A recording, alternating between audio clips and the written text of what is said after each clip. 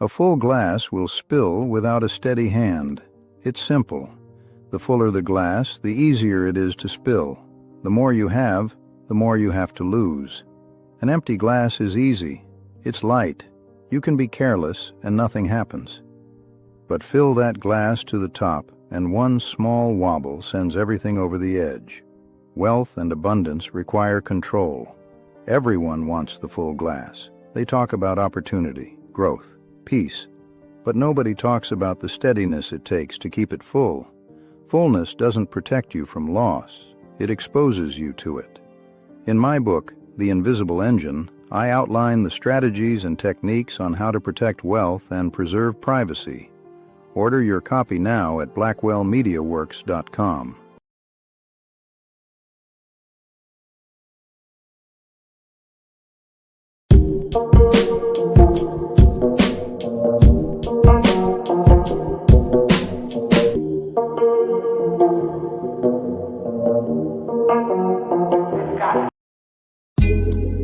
Coffee time with Berserker and Uncle Buster. Doors open. Good to see you. You know where the coffee pot is. This is Berserker. Yo, this is Uncle Buster. Get a cup. Let's talk crypto. Yeah, dude. This coffee's bomb. Nothing comes between me and my XRP.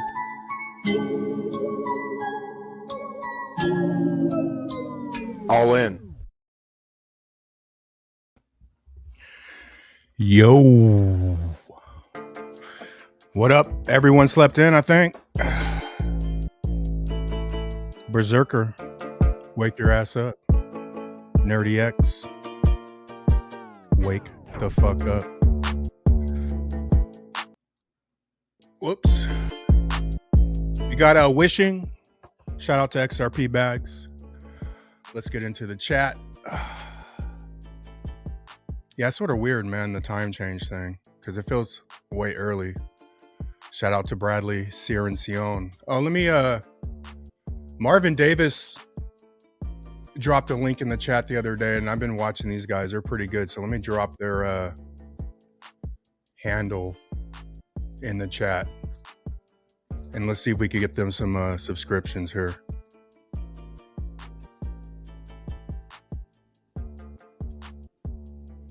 Right here, Team Powerhouse Real Estate. But they do crypto show, man. It's pretty good. So shout out to Marvin for sharing that. Welcome to Coffee Time, live community chat. We talk red pill, black pill, whatever the fuck we want. And even you could join. I already dropped the link, man. We'll see if they even come on. If not, we'll just do a short one today. But here's the link if you guys want to join. But yeah, man, I feel like we're flowing to the what is it? The universal flow of infinite abundance is coming up, man. Get your Ripple tickets, the Ripple Express, Crypto G.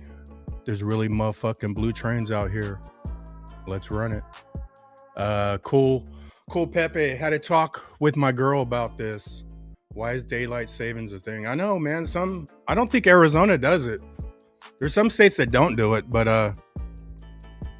I feel like this time we're on right now, it should just stay there, man. We don't need it dark at like in the wintertime, bro. It's like dark at 5:30. That's ridiculous.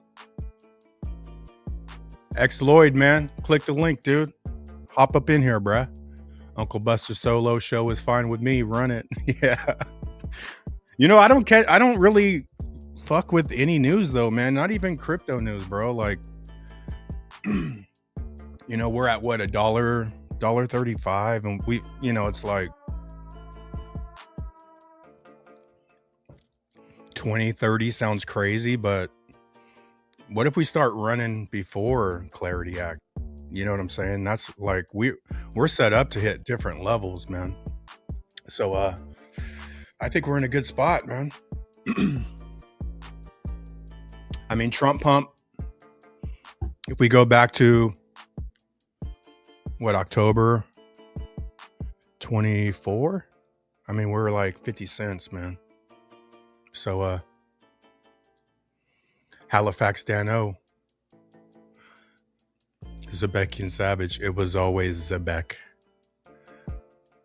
Yeah, these fools get some write-ups, man.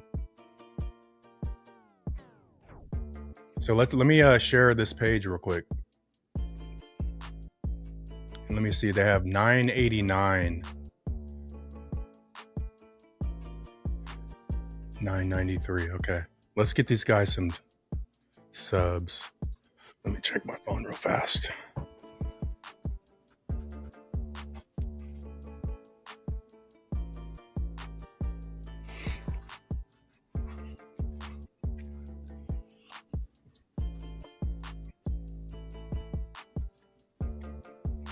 Yeah, I figured they probably wouldn't be on because I texted them all last night about the time change. But here's this channel. So we're gonna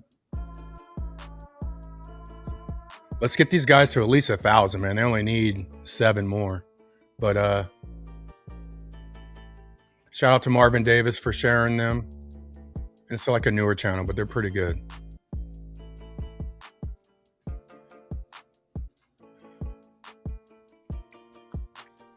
Dazzle Ford 69 XRP holder now stacking H bar. Yeah, dude, what's H bar right now?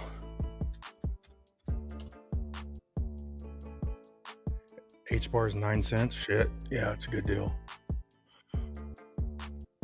Shout out to Conflict. Conflict's hella active, bro. Xloyd subbed. Thank you, sir. They're at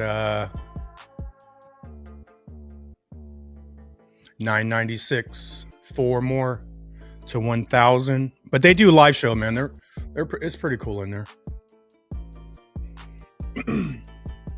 Yeah, dude, I stacked my H bar a while ago. But when I lost some crypto in like 2000, fuck, what was it? 2020, I think. I lost all my H bar, but I had to stack it back. And I still haven't got the Canton, but I do want to get some Canton, man. So shout out to Pay Me. Pay Me's our Canton guy. I'm gonna drop the link. 118 watching.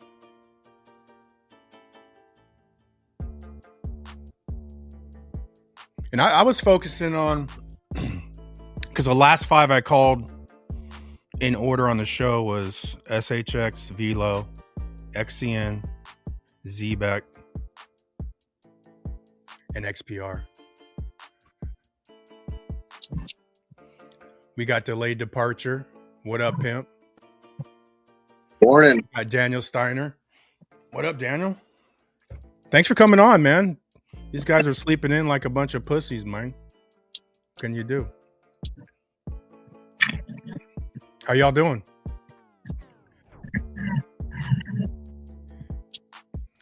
DCA, my motherfucking brother. What's good with you? Oh, I thought you were talking about actual DCA. Yes. DCA Crypto Dave. What up, pimp? David Barron. Still holding Cubic. I think I got a little bag with Nerdy, and then it got locked in some exchange where you couldn't get it off. But Cubic I never really got. I always wanted that Bank Social.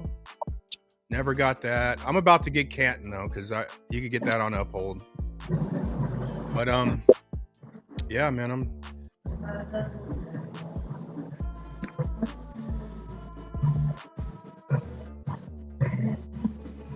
we got some background noise. Daniel Steiner, dude, what's up, man? You got anything?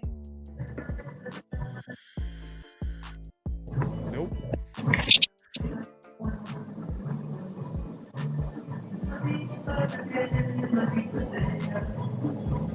Let me What the heck? yeah, you're allowed delayed departure. I'm trying to get my headphones connected up. I don't know what's going on. Marcus G, hit the link, mofo. Get your ass on here. Yeah, dude, it's all XRP. I've always felt like that, man. But My plays are the smaller ones for me. But yeah, XRP is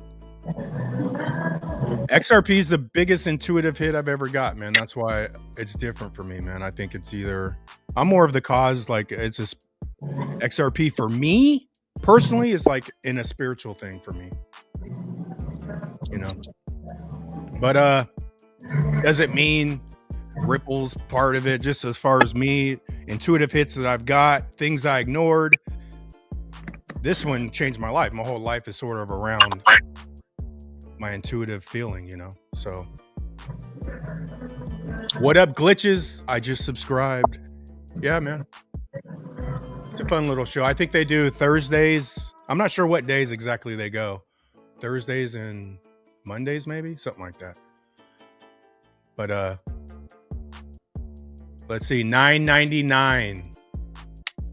Let me drop it in the chat one more time. Nova Crypto, you didn't miss nothing, man. Hop on here. Fill in for ZRK.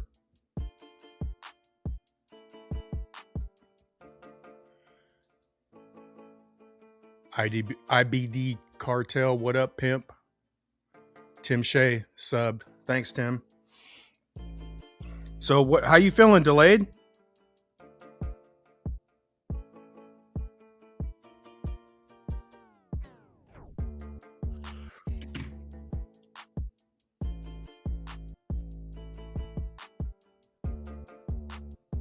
You're muted, Delayed. What was I gonna say? Quincy 111 super cash app. Appreciate you, Quincy, bro. You've been dropping like every show, man. We appreciate you. I'm not gonna write it down today because I'm driving the bus by myself, but I got it.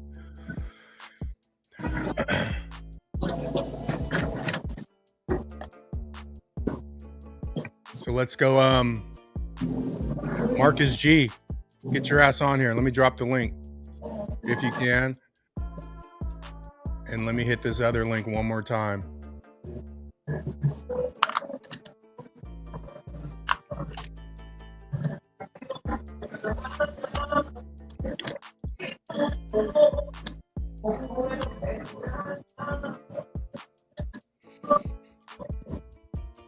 All right, links in the chat. Marcus G, man. What's happening? Chilling, bro. Yeah, I'm just chilling too. It's hot today, dude. We're delayed. Yeah, I did a walk. I got my walk in, man. I was just when the sun's out, and it's still like the sun's out, but it's still like not hot. But yeah, man, the sweat is just, you sweat way more like versus when the sun wasn't out. It's crazy. What y'all think about Zilliqa? Man, I used to have Zilliqa, bro, back in the day. Honestly, Zilliqa. I like the newer ones, man. I like the SHXs. But some of these, they're like dormant, but they're probably involved somewhere. But I couldn't speak on Zilliqa now, man. I haven't fucking researched Zilliqa in years. XMR is what, Monero? XMR? It is. My intro into. That's crazy, man. How'd you get into Monero first? Like that's not normal. What? My brother has XMR and he won't get XRP. So I don't know what's going on. You could sort of see though, like, because we're gonna need less cash, especially once this thing goes. And I'd like to see how much stablecoin they actually print. You know, are you gonna need $100 trillion in stablecoin when you don't have to send all that? You know what I'm saying? So I would like to see less money, period. But you could see how privacy could be like a new twist of the new cash. You know what I'm saying? Once cash is less used. So definitely. It's all permissioned coins though, isn't it? All these new coins. They're Yeah. not permissionless. They're all like heavily controlled. So I don't know. I think having, you know, XRP, XLM, these other coins is the sovereignty, and then they're building all this other shit on top of it. Hey guys. We got nitty gritty. Morning. What's up, Hey, dude? I just wanted to drop in and tell you guys how much I love you all. Man, I appreciate that, bro. I dragged in. You guys are heroes, and I can't say enough about it. I've been in crypto since 2023, and last night I just liquidated all of my bags and went all in on XRP. And I didn't want to take a whole bunch of time. I wanted to come in and express the love. So you guys are all fantastic. I'm 53 years old. I'm a manual laborer, and you guys are a very big high point 2 times a week, right? Yeah, for sure. Hey, we appreciate that, man, because you know, you think you've heard from everybody, and then new people pop up that, especially the last Moon Party Texas, man, there was like 4 or 5 people that came that never commented. We're like, holy shit. And then they started, like Mo Zerps was one of them, and then he started commenting after the Moon Party. But yeah, and that the whole thing of the show is we're sort of doing the same thing here that when me and Zerk were talking on the phone, we're doing it for each other. Because through my isolate, when I was, you know, I got in 2017, but I went through like 2-3 years where I didn't know nobody, man. I met people out on my route that got in. One of the guys that had another route, he got in like right after me. But you feel isolated, and then the Matrix. That's why I even in the last month and a half, I don't fuck around with the Matrix, bro. If you're fucking small-minded, blah blah blah, negative, stay the fuck away from me, like, because that's all the Matrixy world, the worldly people, right? So we're insulating our own little cocoon of like minds, you know.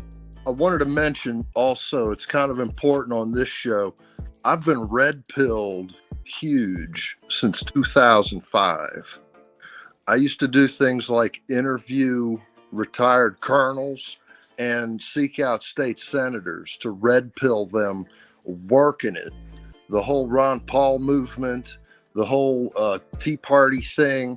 I was a founder of a lot of that stuff. I was very active before 2010. And they send, I don't want to keep going on. I just thought that was a good detail. Look, we're out here. What you're saying, you know, there's people out here that you're not aware of. We're out here. You know, there was always that negative disdain that the propaganda they used on crypto all the time. I was aware when Bitcoin came out, when it was founded, you know, but all I ever heard was that exchanges were going bankrupt and hosing everybody down. That's the only thing you ever heard for many years, and I had a disdain for it. So I became victim of the propaganda. And I guess that's about it. But I do appreciate you guys being such an open platform. I don't mean to co-opt everybody's time. It's time for me to go now. But it's so okay. Cool. Yeah. One question for you: What made you red pill in 2005? Like, what was the moment that I'm like, man, there's just more to this shit than what I'm being told? Like, what made you start digging? All of the questions concerning 9/11 in 2005, where I'm from, we got hit by Katrina, and it stopped everything for a while. And I had a business, and I had enough time to look into it. And so I got a hold of the video Loose Change 911. And then I kept asking my own questions. And I got into Alex Jones and Jeff Rentz and all these guys out there that were trying to get everybody in the right direction. And I didn't take it lightly. I moved everything to the side to pursue truth. Yeah. And I became a warrior back then. And back then I was all alone. You were alone in 2017. I was alone in 2007. And I found ways to engage. And so collectively, two things: we all come to the truth fight from our own perspective, and we all merge in this little picket fence of a beautiful garden, and we all have our own angle that we came in from, and collectively it's all of our own little pieces that we do in our lives that bring about change, I guess. I didn't want to broach into anything political, you know. That's one of those sand traps, you know. But overall, you know, we are winning. You see hints of it all the time. And these bankers, Jamie Dimon, oh, he's got his mouth open, crying, lying and crying at the same time.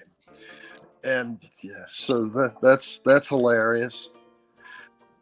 It was hilarious. I wish I had some profundity to offer you guys, but I think I've taken quite enough time, and I want to wish everybody out there, God bless you. And I'm going to go ahead and sign off. What's your name? Do you comment? You get a blue wrench if you comment. What's your name on YouTube? It's going to be Carter Lee. Okay. Yeah, Carter Lee. Just comment. Comment when you hop off, and I'll blue wrench you. And I appreciate you coming on. You saved the show today, brother. What a terrific honor! Thank you so kindly. Yes, and appreciate you. I'd like to name everybody, but I'm not gonna because of interest of time. So I thank you all very kindly for having me on for a little while. Very cool. I'm gonna go and listen now. All right, brother. God bless you, fellas. Appreciate you. Appreciate. We got Marcus G. Delayed departure. Nerdy X woke his punk ass up, and we got Crypto Nova. Yeah, I couldn't get my headphones working right, and I got them working good now. You good? There's no background noise now. Much better. Yeah. Much better, bro. Yeah. I got a swap meet right across the street from me, and on the weekends they got live Mexican band over there every day. So it's nothing. Fucking. They gave me a blue wrench. It's a high honor. All right, let me share this again, man. They're at 1,000, but let's do some overkill here. Team Powerhouse Real Estate. I'm gonna drop it in the chat again. Nerdy X, talk to me, man. You gonna talk or what, bro? Come on. He's probably what's up? In the bathroom. Oh, there he is. Nerdy X in the building. Good morning, sir. Like, subscribe to this channel. Team Powerhouse. What's up, everybody? What's up, Nova? Chilling, man. Nitty gritty on the red pill thing. That's crazy because I think I had the red pill before I didn't even understand the word consciousness when I was red pilling. You know, then as I got red pilled, I understood, man, the consciousness thing, dude. Like, and I started studying more consciousness, and then I started seeing more levels and lanes of how, because like to me, I've always had lanes. Like we're just blue wrench. We're just in the. Everybody's talking about me. You're official now. I hope you guys can hear me still. Yeah, I can still hear you. I thought you left, man. I'm like, who's talking? My apologies. I'm trying to turn it off. Okay. Good. Am I a fuck I'm ass? so embarrassed. Am I a Right ass? up, sir. Who's this guy? Did you put your friendly neighborhood right up? That's funny. Damn, I'm a This is dumbass. crazy. Bro, yeah, company showed up, fucking one thing after another. Well, hey, Nerdy, how you doing? What's up, brother? Oh, man, good stuff. So glad Hey. to get to talk to you guys. Berserker. Who is this? This is Nitty Gritty. He popped on today. He's never been on the show before. Nitty Gritty, turn on your camera again, Bro, bro. he's a Let me get back legit to ass, that. like, Let me get- I don't know redaction. how to do You're it. just a redaction. What the fuck's happening right now? Y'all are laughing at me now. It's okay. Lord. I can handle it. I'm way Nitty too Gritty. tough for that.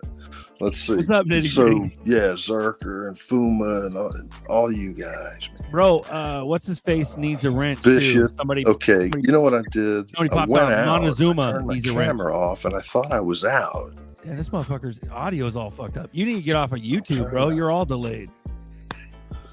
You're on YouTube. Get off of YouTube. Focus on StreamYard only. This is Berserker, our sound engineer. Yeah, I'm a sound Nazi. Okay, look, I I think it's all better all of a sudden. Figured it out. I figured out what I'm gonna do. I'm gonna jump and then I'll go back in. Yeah, I'll drop the link in the chat again, man. Oh, awesome. Get your ass back on here, Nitty. Oh my goodness. Okay, thank you. Nice to meet you. Hold on, I'll be right back. Damn, you guys are like tangled up in a can of fucking worms right now. What's going I on? remember my first time. Yeah, bro. Yeah, you should see me on like one of the first episodes. I'm like, That's how I was today, bro. I still like get looking all the screens. Yeah. I still get like stage fright, man, when I'm solo, bro. It's crazy.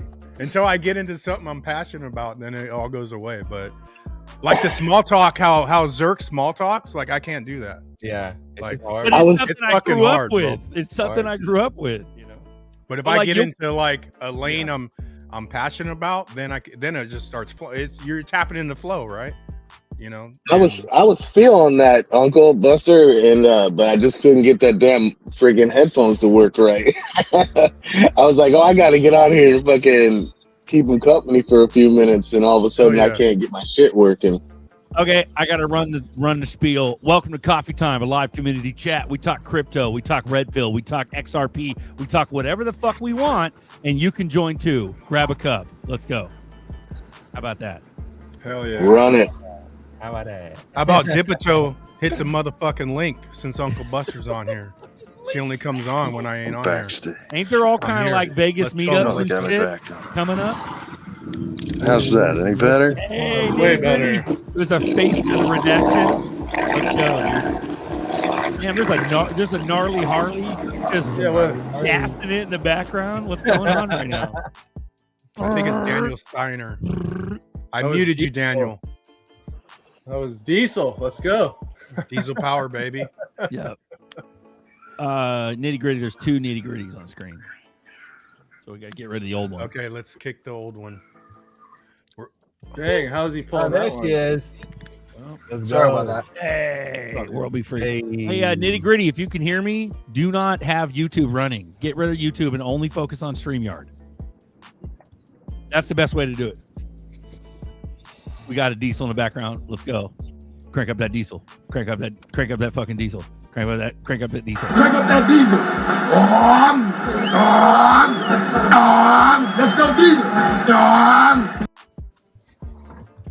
What's the status? Fucking on amazing. it? It's been a while since that was on. It's, Yeah. you know, what was that chart they had up of most uncertainty since COVID? And it was like 10 times as high on the chart. Have you see that? That's good, man. Yeah. It's way up there. Yeah. Yeah. like- People are like end of the world, nuclear fear. Like, I mean, honestly, I think we might get into this weird ass false flag where there might be a nuke fear. And that's where maybe the Mr. Cool videos come from. You know, who knows? I mean, a lot of people are getting biblical with this Iran shit, you know.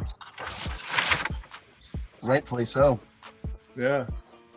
Are they? Is it rightfully so, or is it all one big ass smokescreen bullshit false flag to make everybody scared so they can install crypto and AI? Or is that biblical? That's biblical. Well, they got to Well, I remove can- the we old. we can really go down this road because I got some fucking. Am I being a fuck information. ass and introducing this road that we're about to go down? I mean, honestly, bro, it is Sunday. Of the group. the fuck ass. We got Melissa from Hey. Dipito on stage. What up, girl? Uncle Buster, I had to come on and say hello to you, my friend. I love you. Oh yeah. I'm working in the background and I was like, oh my God, I'm actually catching a live. This is fantastic. So, and then I heard you scold me. So I had to come in. Hell yeah.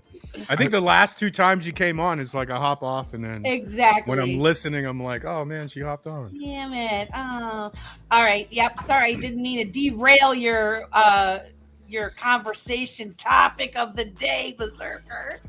No, run it. I don't give a shit. I'm just trying to come up with anything, something. Let's go. No, I don't know. Nerdy's got something in like to share. Yeah, I got some, but I gotta give a shout out to Melissa. Melissa is like like my second mom, bro. Like, Bro, honestly, she's working hard, bro. like she's giving me so much support and love. Honestly, like you motivated me to get to this point that I'm at. So I appreciate you. Oh, dude, I love you so much. I think you're such a bright young man, and I encourage you because I think you're fantastic. That's why I'm eating. I'm sorry, my mouth is full. Thank you. But yeah, and that means a lot to me that you recognize that too. That you know, and then I realized like, oh man, I'm becoming the mom of this space. But you know what? I don't care. This is who I am. And when I recognize people for being smart and self-starting and all the things, you need to hear that stuff. We all do, right? So big things are coming for you, my friend. So, and I'm super proud of you. Thank you. I really appreciate it. It's been a tough ass journey, I'll tell you that much. But yeah, let's get into the topics. Let's get into this. There was a report that came out. I don't know if you guys seen it, about the whole 1,000 years of peace and where it comes from. You guys know about that? There's a CIA document about it and what's going on. Oh yeah, that's the other biblical theory that we're going into the 1,000 years of God's reign, where the what do you call it? The apocalypse already happened. Kind of thing. Let me see if I can find it. Tribulation already happened, and we're about to go into the. No, it's So this is based off a CIA document because I like links. Let me see if I can pull it up. There's saucy links. What it has to do with is copy link, and I'm gonna open it right here. Real quick, nerdy. Let me get some Cash Apps out. Run it. Cash Apps out. XRP Plumbing, $20 super Cash App. Appreciate you, brother. Quincy dropped another 111. Quincy, let me know if that's your right handle, man. I think it is, but if it's not, just say no. And then the Zebekian Savage $50 super Cash App. Zebek was always the one, folks. Thank you, sir. Beautiful. Salute to you guys. Thanks for all the help and support. Even though we're not monetized, we figured it out. It's kind of cool. So thank you guys. Beautiful. All right. So we're going to start off my thing like this. Hold on. I know this is controversial, but I really don't care. My whole life is controversial. Bro, it can't be much worse than eating babies. Like, come on. But check this out. This is fucking hilarious. Right? If the world were governed by Islamic principles, Epstein files wouldn't exist. Yeah, because Epstein would have been a prophet. That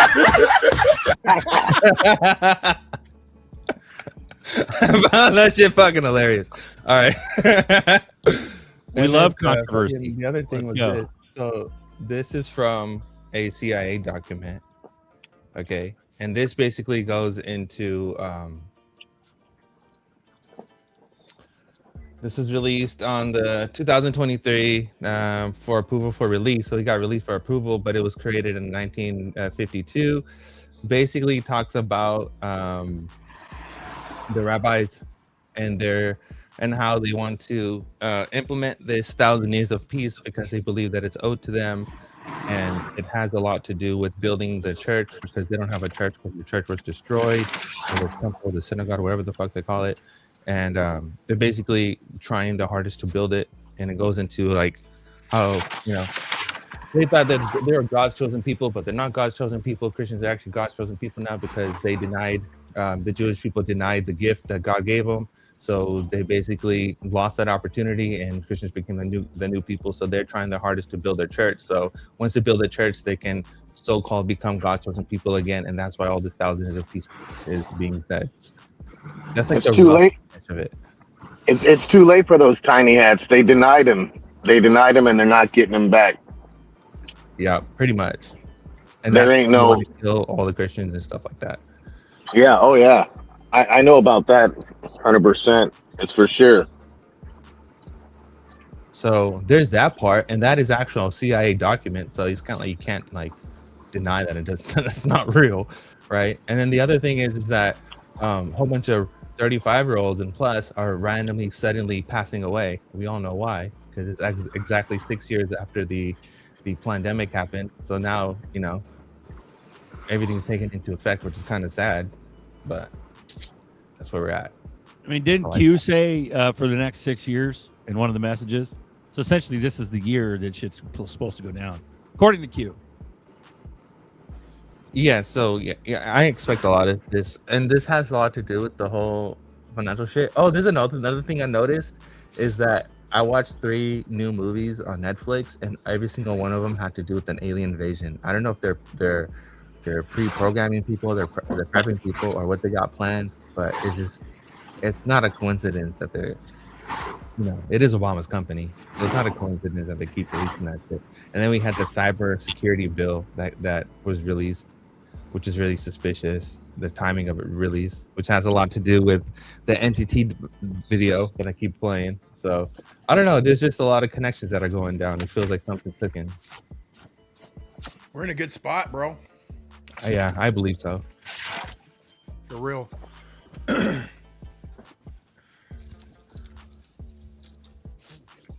So nitty gritty, what I was going to ask you.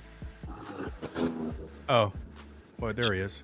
I was going to ask you before you got off the first time, what you started red pilling in 2005. Then you said you knew about Bitcoin, but when did you actually pull the trigger for crypto? 2023. 2023. In July. Good shit, man. Lots of missed opportunity there, but the wall of propaganda I should have recognized. Yeah, my girlfriend bought it in 2019, and I wish she'd have hit me with a fish bat to get me to focus on it. Yeah. It's weird the way... I used to listen to Webster Griffin Tarpley. He's got a PhD in economics and one in history, and he got his doctoral dissertation. He did his doctoral dissertation on the Venetians and their importance in the world that we see today. It sounds a little bit drab, but the First World War was in like 1509 when 100,000 man German army went and put Venice under siege, but failed. And the king of Venice, you know what his name goes by? You know what they call the king? You know, they've got the Tsar and they've got, emperors and all that. It's called the king of Venice is known of as the Doge. Oh, interesting. That's and crazy. so there might be little wonder why Doge stays in on the billiard table, You guys hear about it? Kind of goes along with nitty gritty is saying. I think it had something to do with like the 1400s. I think it was like 1470 or some shit, 1440 or something like that. When tiny hats got kicked out of everywhere, and that's when Columbus set sail, and then so on and so forth happened. So I don't know. Maybe we've been in this fucking, years, this decades, this centuries of fucking psyopness, and who knows? Who knows what the hell is going on? Honestly, I just stopped focusing on it. But it's just kind of crazy. Like, we can say it's conspiracies, quote unquote, but in reality, it's actually like, planned, orchestrated events. Because everything. Well, nobody could. Yeah, go ahead. Nobody could control this long if they're not withholding the secret. So that's why. Yeah. That's why they want us to be matrixy and just go along to get along. They don't want you searching for truth. I mean, that's a fact. That's why, to me, like Q's not a bad thing, whether it's completely false, because it's a collective group that's raising their vibrations. Yeah, that has to be good. There can't be any bad 100%. with allowing people, and that's where me and Nerdy had to talk the other day about. To me, red pillars, like, you don't want to smash red pillars, because red pillars is a big ass group. Yeah. that could send consciously to the next levels, Yeah, and we remember we earlier on the show a year, I think it was last year, the year before, we used to talk about monkey and potatoes, And that used to be a little slogan for the show, Monkey and Potatoes. But if you see what's happening now, like with the younger generation and stuff, they're actually aware of what's going on, and they're challenging the norm psyopness, and it's actually kind of beautiful because they're not really falling for it, which is nice. So you're right about the red pill and stuff, because had it not been for them challenging everyone's viewpoint and stuff like that, we wouldn't be to this point, where it's like now people are it's normal to go on TikTok, create an account, and talk about history and all the lineages and how everything connects and blah blah blah. Like, people used to never be into that, but now it's like a normal thing to talk about. It's pretty cool. But even, yeah, for sure. Then even like when you get in the political realm and you watch how people fucking flip flop, right? But when you got the Matrix going to grab red pillar dudes and flipping them over, the movement's fucking powerful if they gotta go fucking co-opt these people. You know what I'm saying? Even though we get pissed, this motherfucker's a traitor, but it shows you that the movement is going forward. Like, yeah, definitely. And I think they don't like the fact that whoever's in charge, well, we know who's in charge, but whatever is going on, I don't think they like the fact that they've been exposed and we know what the hell is going on and who to blame and who exactly is behind everything. I don't think they like that part. So when it comes to the whole Q post, it is actually dark to light. Whatever was in the shadows has come out in the light. So that is true on that front. And I think that all that stuff was just to provoke critical thinking and awareness. And it did work and it did help. And look where we are now. So everything has a reason for why it was released.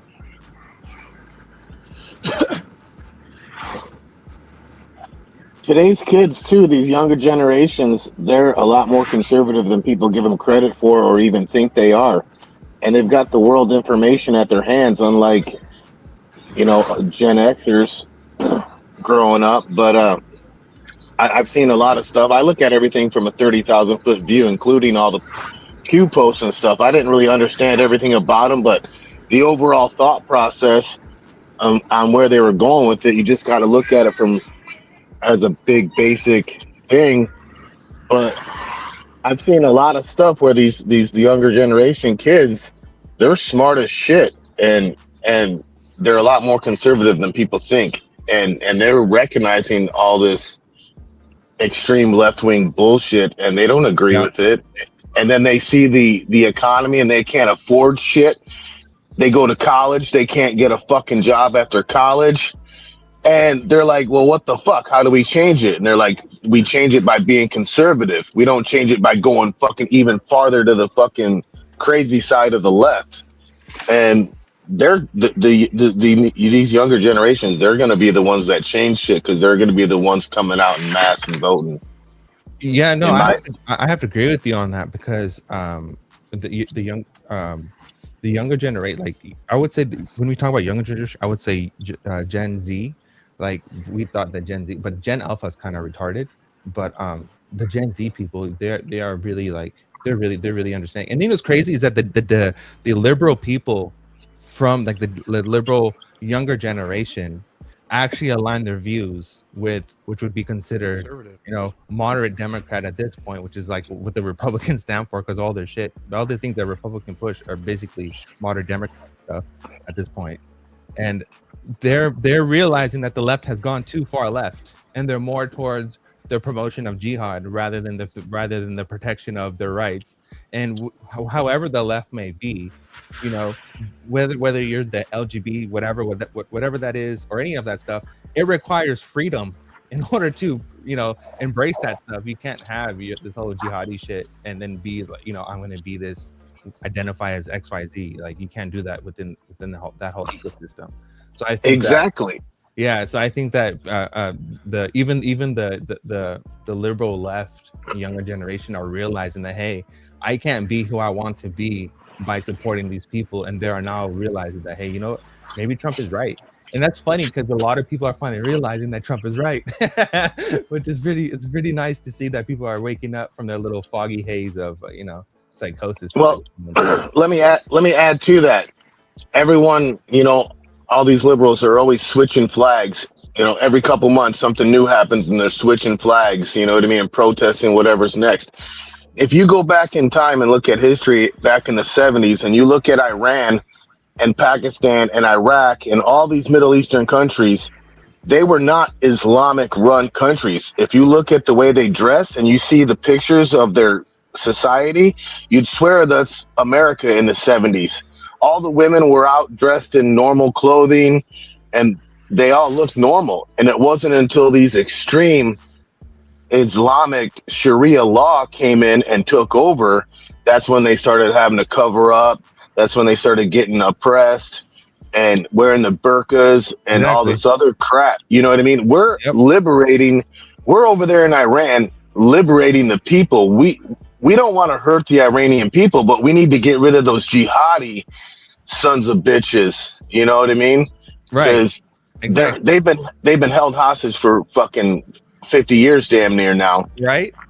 And that's why they're celebrating, because it all used to be Christian, and then in Islamic came in, fucked everything up, and put everyone in a bed sheet.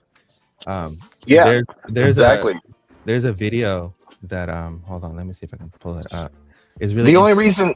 Yeah, go ahead and find that. But the only reason that they haven't been, I mean, they're trying to do that shit here in America too. It's not gonna happen, and the reason why it was able to happen in these other countries. Because they were able to go. Minnesota's kind of fucked. I mean, Tim is a fucking clown. Well, yeah, Minnesota's fucked. Dearborn, Michigan. I'm from Michigan. Dearborn, Michigan is fucked. But these are just small little pockets. But imagine these countries like Iran, Iraq, Pakistan, Afghanistan, and stuff. These countries are like small little states in America, so they can go in and take these countries one country at a time, and that's. The reason why they're not going to get America as a whole is because we're too damn big. You know, if America, I mean, if we don't stand up, if we don't stand up, they are going to spread like roaches. I agree with you, but I don't think, like we were talking with the younger generation, I think they're smart enough to fucking see it and put a stop to it. I agree. And if they don't, Gen X is going to step up. I think it's like erosion. You know, first it's Dearborn, then it's Minnesota, Austin, Texas, Columbus, Ohio, and an area called Hilliard. It's just erosion. You don't notice it. It keeps the waves on the beach keep eroding away. And then next thing you know, we got a fucking problem on our hands because there's 100 little local communities that do it, and they have 15 people in Congress. It's not good. It's not good. We need to stop it right fucking now. I agree. 100%. 100%. I think it starts with getting freaking Omar out of there too. I think she's on her way out. Omar and friends. Yeah, I think wasn't she a leader? Yeah, I don't know. You know what's funny? She was a princess for us. She was actually royal in Somalia, whatever, and she got kicked out because she was trying to do the same shit. Yeah, her parents were like heads of the military or something like that. They were the reason for all the freaking. Like they were doing her parents and family were doing genocide over there. They were in charge of it. Yeah, I want to bring it back. If I told you that 20 years after 9/11 that a Muslim would be mayor in New York City, you would say I'm a crazy idiot. But that's what's happened. They keep eroding and eroding. I'm so. Yeah. That's how they use racism to infiltrate. Exactly. Yep. 100%. They throw such a big thing 100%. on racists, and like literally, like if I do the matrixy shit, I should go outside and waste all my time trying to figure out who in the fuck's racist when I really don't give a fuck if you are or not, right? You're not changing my life. And then they fucking come underneath you and you really can't say anything, right? Because who wants to be racist, right? It's like it's like the conspiracy theorists. It's the same. It's a psychological fucking. It's warfare, is what it is. It is warfare. Well, and there's been another homophobia. They started it with anti-LGBTQ. All the cards, the black card, the gay card, all the cards are designed to on a mission, bro. Yeah, and it keeps people way too emotional when the spiritual side is we're supposed to control our emotions to ascend, right? We're not like no one should be able to come up to me and call me anything and get me all off my shit. Like, right. That's just exactly. Emotional fucking immaturity, right? Yeah. Everyone should be mature. No, I don't give a fuck if you're white, black, Muslim, doesn't matter. Like, there's nothing you can say to me personally that's gonna get me to just slap a bitch. Yeah, we learned that as children. You know, sticks and stones may break my bones, but words may never hurt me. Yep, 100%. Oh, where did that go? I think they're starting to play themselves out on that Islamophobia and racist and freaking LGBTQ bullshit because they use it so damn much that people are like getting sick of it. People are like, yeah, I am. You know what I mean? So what? Fuck you. Oh, bro, you know what I mean? If you scroll through Instagram, there's hella people supporting Adolf. Yeah. It's fucking hilarious. Like, but even I think on the subject of manipulation and shit, it was really funny how we're talking about this on you know, the Islamic stuff, but on the tiny hat side, because of the Epstein stuff coming out, you know, this was said at a Way of Innovation. I also remember, especially because I was communications and then marketing, just the like absolute vitriol toward Ripple at the time. Yeah. And it just felt like there was this mysterious dark cloud, this headwind that we couldn't quite put a finger on. Like, where is this coming from? Like, why so much hate? And then I will say, so Brad and I were exchanging notes with the Epstein files reveal of some of the Does the Epstein files get a lot of attention down here? I agree with that. Yeah. Well, so where Monica and I both experienced, Chris Larson, co-founder of Ripple, chairman of the company, a fabulous human being, and he's a bit of a conspiracy theorist. And that's fun and interesting sometimes, and sometimes you're like, huh? But one of the things that Chris has said for a long time, to Monica's point around, it's always felt like there's just an invisible negative force kind of attacking in various ways. And you're kind of like, what is going on? And he had always said that Joey Ito, who ran the MIT Media Lab, had something out for XRP and for Ripple. And I admit I was always kind of like, look, I don't know if that's true or not, but like, we got to keep building. We got to keep going and like focus on what we can control. And as you may know, Gary Gensler ended up as part of the MIT Media Lab. Again, connecting those dots. It's like saying Voldemort. Anyway, so it's interesting because Chris always was a little conspiratorial about this stuff. And now that we have seen the public Epstein files, you're like, holy shit, he's kind of right. Mm-hmm. And now what's interesting about it, they were afraid of us. Mm-hmm. They were afraid of us because the technology was ahead of its time and it was a threat. And they were trying to do things to, put pressure on it. And again, I don't think I totally appreciated in the earliest days how prescient some of Chris's concerns were about that stuff. But in retrospect, it was real. Yeah, Chris used to always tell me, hey, people are hating on you. You're onto something big. And I was like, we're onto something massive. There's a lot of hate out there. Bro, that means all that shit. They're realizing through the Epstein files that all the shout out to Fruit Productions with their movie. They put it all down. I highly suggest everyone go watch that movie. But there's a segment in the movie where John Deaton is talking and he has a whiteboard and he's literally connecting all the dots for you. And it's like pinpointing exactly how everything went down. But what movie is that? Melissa, do you remember the name of the movie? The new one? No, the first one. Oh, it was called XRP Unleashed, and then it was called Rigged from the Start. Yeah. Right? Yeah. Rigged from the Start. Yeah, everyone go check that out. Rigged from the Start. Fruit Productions. They actually made a really good movie about that. If you go to their site, it's actually free to go watch on there. You can watch it. You can watch it on Tubi for free now. Yeah. It's called Andrew Turnbow. $10 super cash out. Appreciate you, Sandra. We got XR Papa 777 and XR Pisces 1111. That's when coffee time begins. Thank you, sir. Oh, could you repeat the one name more. of that movie? We're rolling in today.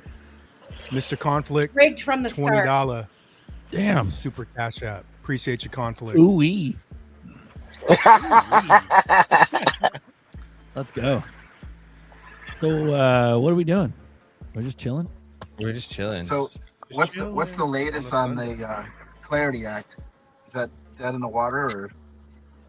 No, Trump made some thing where he wanted to get it approved ASAP. So we'll see how fast that happens. He also said that I'm not going to sign any other bills until the SAVE Act is done too. So SAVE Act, people are freaking out on Twitter. They're like, SAVE Act has to happen first before they do clarity. But last I fucking heard, shit's going so fast. Last I heard, they were going into the Senate Banking Committee. I don't know if that passed it yet or not, but it was Senate Ag, then it went Senate Banking. That's what Witt said from the White House. But who fucking knows, dude? We're in a muddy, soupy, muddy watered clown world now. So any day, anything can happen. I read some shit on Twitter. I'm trying to find it. I can't find it. But I read some shit on Twitter that someone said carry trade will happen, and then shortly after we'll moon. Something like that. So who fucking knows, dude? We'll see. Yeah. But if we do, if we go up before Clarity Act, bro, that's how we get to different levels, all in a spec run. You know what I'm saying? So to be sitting at what, $1.34? Yeah, we're in a good spot, man. Hell yeah. 211 watching. And it's funny that we're at this point where Codius is back in the conversation. Codius is back in the conversation after years and years, and everyone wants to say that, you know, Codius is dead. Codius is dead. Yet the Yellow is admitting that, you know, we fucked up because we didn't have a token. Eats did a better job. And then he went on this other tangent about how Stefan wasn't there, and he saw what, you know, other people didn't see, blah blah blah. So it's like, man, this whole Codius, you know, stuff is really interesting timing that all this stuff is coming back up, especially with Yellow, you know. Yeah, I remember, because people think, what do you think Codius is? Like, some people think it's like Zahao or some other network, right? It's like, but I thought we've been doing the show so long. I thought Flare Yeah. was like the fucking secret, you know, Codius, but I never believed they just started Ripple and then they went for they started with Codius and then they realized cross-border payments is the way. Like, that's all days of bullshit. They knew from the fucking jump everything they wanted to do. Like, it didn't just fucking happen to turn. And that's They had an epiphany. yeah, you know. And Jed goes over here and he doesn't like Ripple anymore. It's just all fucking Yeah, it's all right. bullshit, bro. Like, No, so Codius' main thing that it was based off of what hooks are, which is kind of exactly what Zahao does. It was kind of basically the same shit. Evernote has a lot of roots in that, where it kind of like creates it's kind of like the easy way to put it, like for other people to understand. I mean, I don't know if they understand, but Codius is kind of like a Docker, like a decentralized Docker, where you're able to containerize resources and deploy it on a decentralized manner. So like peer-to-peer containerization would be the easiest way to put it. so like knowledge seeker, we got his ass to comment. He's all, Codius is Evernote. Yeah, everyone has their. I don't really know. I just never really signed up to it, ever left. But at the same time, you know, you got people developing and there's like bridges missing, but they're holding all the fucking bridges, bro. They could come in one day, bloop, everything's in place, you know. No, I think the more that days go by, we realize that's technically like, that's really it, right? Where at any moment in time, everything could just, like, the flip of the switch moment could happen, where everything could just, all the scripts could just, you know, be like, oh shit, no one ever saw this coming. Oh, this is passed, that's passed, this passed, that passed. And all of a sudden we're in this whole different world that people thought was going to happen in X amount of years, but it just happened within a week or some shit. I heard something about BlackRock fucking did something recently where they're freaking limiting withdrawals. Yeah, and they were talking about a black swan going on with BlackRock or something for a minute, and then, you know, that could be like a catalyst for something to happen as well. Yeah. Well, they're planning on like an Iran retaliation with, like, maybe the internet goes out or something, or, you know, power goes out. That's what they're projecting. You know what we're doing at coffee time? We are not limiting deposits. 1111 Super Cash App at Dipito. We appreciate you, Melissa. Let's go. I said it's for Let's the go. legends. Let's for the legends. Let's Yeah, go. for the baby. legends. For the Appreciate you, bro. legends. Let's go. Love it. Thank I you. plugged in Codius to the Gematria, and we got bridge collapse and the fall of the cabal. Straight up, bro. That's funny. Is it on their own thing? And I love find it funny how like, and this is just being like technical, right? I find it funny how like in the Judaic prophecies they tell people to believe in Christ, and then in the Islamic prophecies in the Quran they tell people to go to Christ. It's like all roads lead to Christ, and like everyone's like, no, fuck them. But it's like, bro, are you gonna deny the truth, bro? It's fucking in your face. It's just hella funny. But I found this interesting. Run it, bro. Run it. Run it. Is it playing? Nope. Oh, what the hell? Oh, duh, I played the wrong one. My bad. There are two things that happened in society that we have to take them into account. It's not so much the fear that a quantum computer can break Satoshi's coins, because Satoshi's coins in Bitcoin, which is a big amount of the distribution of coins, are exposed. The public keys are exposed. Technically, if there was a quantum computer and it can break cryptography, the first protocol that will be attacked, it's not Sui, it's not Solana, it's not Near, it's Bitcoin. And it's these particular addresses of Satoshi, which is a lot of money. So someone getting all of this liquidity can actually, go the market up and down, pretty much a big whale. And we will start realizing there is a problem. The question mark that I mentioned before is the following. The National Institute of Standard and Technology and many institutions and secret services and like all of these agencies across the world, they say that it doesn't really matter if we will find an attack with quantum computers. By 2030 to 2035, if you want to transact with the government, either because you need to make bank payments, you want to have the stock market into chain, you want to do e-commerce and all of this stuff, you have to support quantum safe algorithms, independently on what will happen with the technology. Probably they're preparing themselves. If it happens, let's be ready at least before it happens. If they say 2030, 2035, in my opinion, this means that they're actually proactive, and this will not happen before that. So they're getting ready. I think they're ready, and I think that has to go along with Trump's new crypto bill cyber release thing, because the crypto was mentioned in there. So it's just like all these little Legos are starting to add up and shit. So it's kind of like what's going down. Something's about to happen. Bro, what's up with Shatner and that whole XPay bullshit? Dude. That's some weird shit. His fucking account, his Twitter account isn't even real. Bro, Like, did you doesn't see even- the video that doesn't even Baggy make released sense. with the rocket? The purple one? Yeah. Yeah, for sure. Yeah, back years ago. Yeah. What's up with the whole like? Is it XPR? Is it Cosmos? Like, what's that fucking nuclear symbol and all the shit? Is it XPR? It's XPR, isn't it? It is XPR. XPR is the proton. Yeah, the proton. Okay. I was looking into the whole William Shat, the Shat man, and he's part of a like a very small group of people that are testing out the X money. Beta, and according to what I read, he was giving out extra ones. It started out with like 40 some odd ones, and then people that were donating to his charity, they were kind of basically, it seemed to me like if you wanted to participate, you had to donate to his charity in order to become one of those beta testers. And now they're up to like 100 something or something like that anyway. But he said the other day that that it's not crypto, it's fiat, that it's transferring, that's part of this beta test thing. So then everybody was like, yeah, is it using XRP or, whatever, like a stable coin?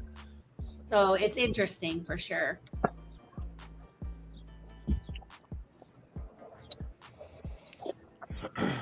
Ooh-wee, what's this? Goldman says that they're ready. They smell a crash coming. Correction. So Goldman is Man. already ringing the bells. So many of But us to have me, waited that's- so long.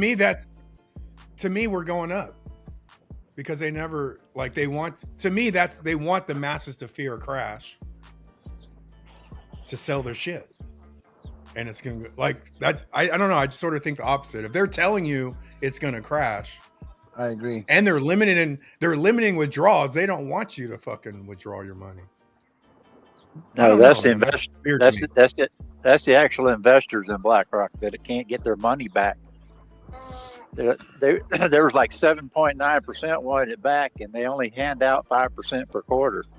So you ain't seeing it again for another 3 months. Yeah. XRP Bishop says that's a signal to buy for. Yeah, that's how I take that, man. That's like the billionaires. Every billionaire agrees to buy Bitcoin. Fuck you, clowns, man. You ain't never told no broke motherfucker what to buy. Get the hell out of here.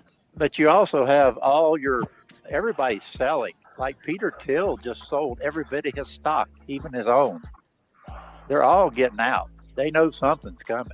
Yeah, that's the thing, Papa. It's like Yeah. I think they're getting ready. I think they know it's gonna, because I don't think the crash is gonna last a long time. I think No. they want a flash crash, and it's gonna just be like it's gonna happen. They're gonna buy back, make shit tons of money because they're gonna be getting basically everything on discount, 2 for 1 basically, and then they'll just be that much richer. But I think it's kind of funny how like a lot of these billionaires are starting to now talk about Bitcoin.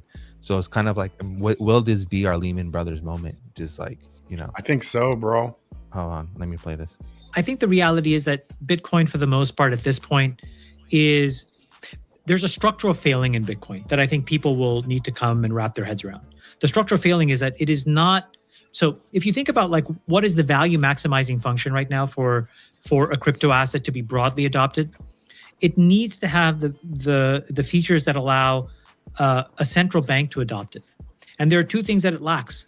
One is fungibility and 2 is privacy. And so Bitcoin fails on those 2 dimensions. So it can never be a structural holding of a central bank. And that simple thing will keep it in the realm of ETFs and humans. And does gold satisfy those conditions? Yeah. Fungibility, You have but not no- easily. Both. You have no idea how much the Bank of China owns. You don't know how many ounces they own. You don't know how many ounces I own. When there's a public ledger that says this address has this much, and you can't really trade it because you know the history and the provenance of that exact token. It's been used to buy this. It was transacted over here, went to this wallet. That lack of fungibility and privacy is a huge deterrent for broad structural adoption. That's what you need to then add another 10x of market cap. So is there room for a different crypto asset that solves for the privacy and fungibility? Yeah. And are there projects right now? Yes, but they're very small scale. There's huge issues with them. Those are even more volatile. So Bitcoin's interesting. And I think all that leads to RLUSD, because RLUSD provides everything that they're asking for, right? So I think at the end of the day, how XRP happens, again, is by proxy, where we get this volume shift eventually from Ethereum to the ledger, to XRP ledger, and then all of a sudden we get this spike of fucking activity, and all of a sudden, people are like, what the fuck just happened? You're getting ready to have the carry trade here in the next couple of weeks, because by noon tomorrow, oil will be over $100. I guarantee you. By noon tomorrow, it'll be over $100. Well, that's going to start. That's already starting in Japan, and they've basically already switched over to XRP. But you also have your shorts trading, your naked shorts getting called out all over the world. Turkey did it again this week, called it out, stopped it. And now you got Trump calling it out. He hasn't stopped it yet, but we're next. And what did you just have a week ago? You had the crash in silver, and they stopped the market. What happened? Everybody got out. Most of your banks got out, and they dumped it onto Jane Street. They picked up all the silver shorts. So now they're the Lehman Brothers. They're the Lehman Brothers this time. They're the guinea pig. They're getting the sacrificial lamb. So it's coming. I mean, we're here. Yeah, I agree. Definitely here for sure. What is this? You guys subscribe to this channel. Marvin Davis dropped it. They do a live show. It's pretty good, man. I got to hop off. I appreciate Berserker Nerdy finally waking up today. And Does that mean I get a write up? You gonna? Nah, man. Oh, you're not gonna right forgive. now. Okay. I just like to talk shit, bro. I got some daddy shit to do. I got to go grab my son. So, All right, brother. Beautiful. Shout out to everybody, man. Love you, Buster. Love you. Thank you for the tip. You're We welcome. appreciate it. Yeah, we're about to blast off, bro. Let's go. I feel good. Let's go. Let's go, dude. Let's go. Thank you, Buster. Buster gets a write up now. Nitty gritty. Get your ass back on here, man. I enjoyed talking to you today, brother. You're very kind. Thank you so much. Another one on Buster's point. Nerdy is- was you were so tired from swinging that French bread. That's why you woke up late. Hey, Dahmer's my boy, man. Dahmer's fucking hilarious. But let's go. On this What's one, this? This is from Judy Sheldon. So Judy actually she applied for a nominate to be the chair. So speaker, there's like a nomination. Introduced Idaho legislation today. And it goes into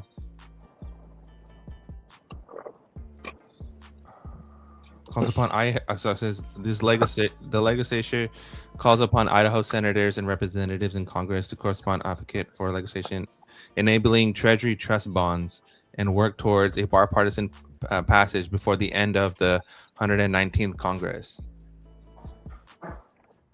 So the trust bonds is a really big deal. That's the solidious thing. That's the gold convertibility that I've been talking about, what ties directly into what Papa's been saying.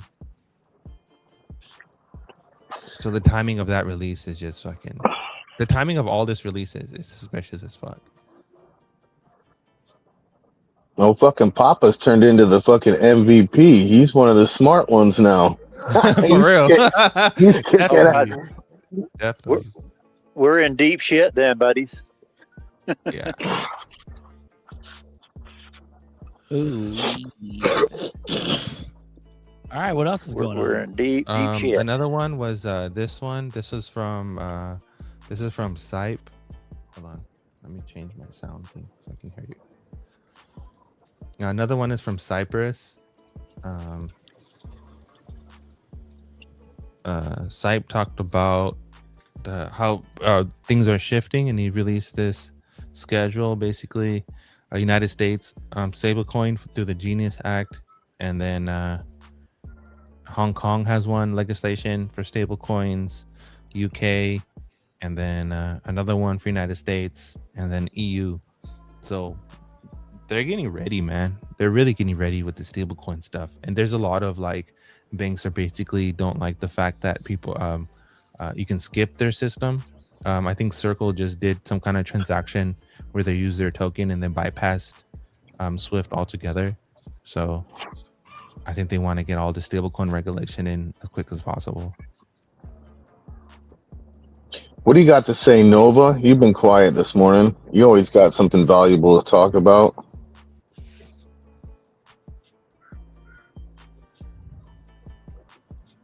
He's muted. Nova, you're muted. The Jakey hate dying down from this carry trade prediction. Nah, fuck Jake. Nah, fuck that guy. That's funny. You're good on this side. You're not muted here. It's just you're maybe on your computer. You hear me now? There you go. Yeah? Yup. Oh, fuck. I've been Yerp. talking to myself this whole fucking time. I've been talking Pretty over much. God damn it. I'm coming on here to say I got to fucking leave because I got to go up to a volleyball game at my kid's high school. Anyways, I was going to talk about X payment shit. You touched on it, Melissa. That's kind of where I was at. Willie today, he put something out, whether it's him or not. He put something out saying it's purely fiat. Old school, nothing to do with crypto at this time. I'm seeing stuff that there's going to be the ability on your X account to be able to tap into buying, owning crypto and fucking anything and everything else. So that's what I've got my eye on. I was a little horny and hopeful that we were going to get a crack at it with either XRP or XLM or even Quant. But I'm not seeing anything there that says any of that. I am hearing and thinking through, talking with Grok and a couple of buddies and whatnot, and doing the research, I guess, and hearing some other people is the fact that maybe they're going to utilize Doge. This is a way where Doge may get its moment to shine per se, right? So I don't know. I got rid of all my Doge way back when. I hold like fucking 5 XRP, Quant, I'd say Ondo, and then ZN and XLM, and I'm trying to build my H bar back up. I've had to tap into my crypto, boys. I've had to sell at times, and ladies, I've had to sell at times to be able to make it through these crazy ass times with 3 girls that are of decent age, one going off to university, right? So crypto has been the hedge for me. I had some super gains on the old Trump pump that I've been able to lean on at times when need be. So I'm still a fan of crypto. This past year was shit. But lesson learned. And again, I think like Uncle says, we're about to blast off. I'm bullish as fuck. And the oil thing, and Papa, you're killing it. You know what you're doing. Everyone, yeah, that's it, man. I hadn't been in a while. It's been a minute, and all is good otherwise. But I am still bullish on crypto. I think we're going to see something special at some point here. I just don't know when. I just know it is going to happen. My opinion. Yeah, it has been depressing for a little bit. Oh God, man, fuck, absolutely. Absolutely. I feel bad because I told people, like, oh man, XRP, and I was all fucking pumped up and like, you got to get some and get a little this, that. On a personal side of things, not as a business person and advice or anything like that. Just, hey man, this is what's going down. Take a look, see what you think. And those people are down like, 40, some of the stuff. Like I myself, I'm down 70 on my. We all are. Yeah. Everyone is, right? Are. So it's just kind of like in the same sense, I get a little twisted up.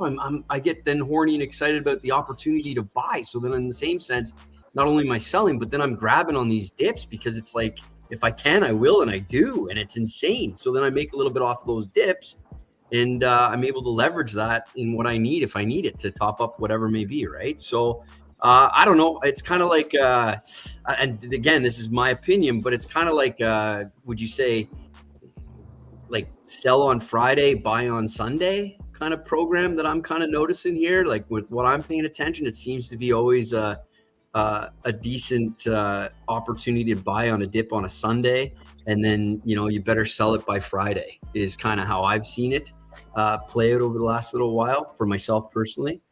But yeah, I don't know. I'm that's it. Otherwise, everything is good. Still happy about my decision to get into crypto and use it as a portion of my overall investment, which I think we should all be doing. There's other investments out there that you should all be maybe doing as well, but we'll see where this world goes and what happens with that world. But I think that the banks and the institutions, they are all ready. They know what they're about to do. You guys, we need this fucking USA clarity. And as soon as we get that, I think we're good to go. Yes, honey, I'm leaving. I'm going. Anyways, face it, Nova, have a good day. Nova, you are a crypto crackhead alcoholic. Yes. A cryptoholic. I'm a cryptoholic for sure. Absolutely, man. Guilty. I think we all are. And yeah, we are. Yeah, man. All right, I'm going up to V-Ball. All the best, everybody. Stay strong. Nova, tell your old lady. Can she hear us right now or what? No, she went back in. Oh, yeah, I was gonna say you're a fucking treat, bro. You had to. Hey, man. Thank you. I appreciate that. And again, guys, just hold on. Accumulate if you can, and just wait. It's coming. Happy International Women's Day. I wanted to get that out there. Nice. Have a good rest of your day. Thank you. Hey, listen to me. Can she hear me? No, she can't. This is a father of 3 daughters and a wife that I'm still married to, believe it or not, 20 years.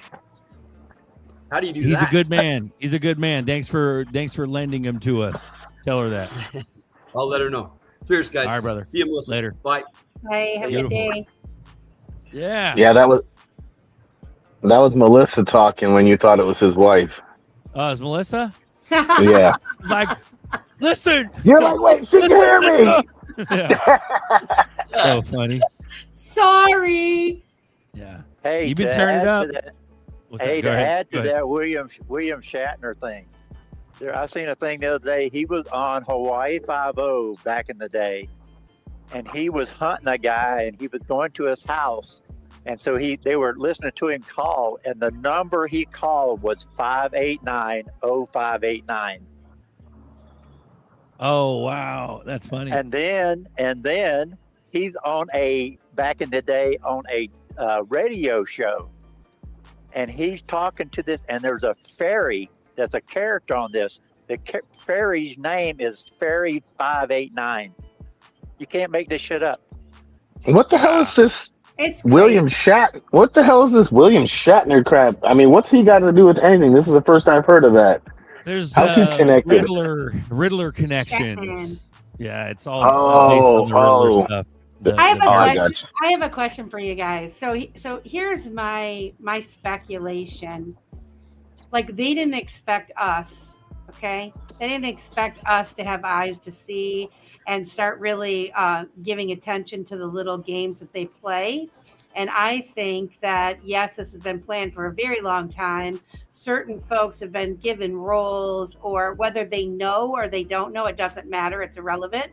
But those that know that they're supposed to be watching Shatman and some of these other characters for like ambiguous or like just stupid stuff that the average person doesn't give attention to, they're giving hints to those in the know. And we just so happen to be picking up on this shit and going, what? And we're putting it on blast, which is really freaking funny if you think about it, because I think they've been operating in the dark like this for so long, like in the dark, out in the open, because the average people don't know, you know? And so when you tell them, hey, when, you know, this guy gets on stage and he's wearing boots with a suit, that's a sign of something. He's talking to someone, or you got the Shatman, you know. Shatman. I mean, I don't know. I just kind of wondered what your guys' thoughts were on it, because it's humorous at this point to me. All of this shit. It's so funny. What do you think? Well, what's the old biblical saying? With those with eyes to see and ears to hear? Yeah, man. Right? Yeah. I think you're right with the whole hidden message shit. They definitely do that. You know what I mean? It's like they're required to do that and put out the hidden message in plain sight. They have to let people know what they're doing. It's part of their religion. Yeah. Well, not even so, like, yes, I would say that, you know, part of the religion, but also like if you were born up in a family that this is what you know, this is what you're taught, you keep your freaking mouth shut. These are the people that you listen to. These are the words, these are the signs, these are the whatever, right? These are what you want to give more attention to. And so like when there's an article like 17, for example, the number 17, there's significance. It's used for a lot of different reasons. And I think the Q movement kind of lopped onto the 17. But if you notice, the news uses that a lot. 17,000, 1,700, 17, whatever. It's like, okay, this is interesting. But I think they use other terms and words and things also that those in the know, they understand that they need to dig deeper. So if there's an article written with something that they know they're supposed to pay attention to, then they get deeper and start looking. And that's kind of how I found XRP and all of the other supporting details of why I kept looking into it, because I kept falling down those rabbit holes and kept getting verified and validated with every time. So I don't know. We see it and other people don't. And it's a shame. Hey, Melissa, yeah, you know, Trump had a meeting with the Latin American leaders the other day. Guess how many were there? How many? 17. 17. I mean, I feel like the 17 is a throw. It's like a head nod. It's whoever is in the know of whatever they're doing, that this is the 17 operation. This is, those in the know. I don't know. That's just what I think. And then I also think they're probably screwing with us too, with other things too, to throw you off. So if I don't know. Wonder why they're Well- showing it all.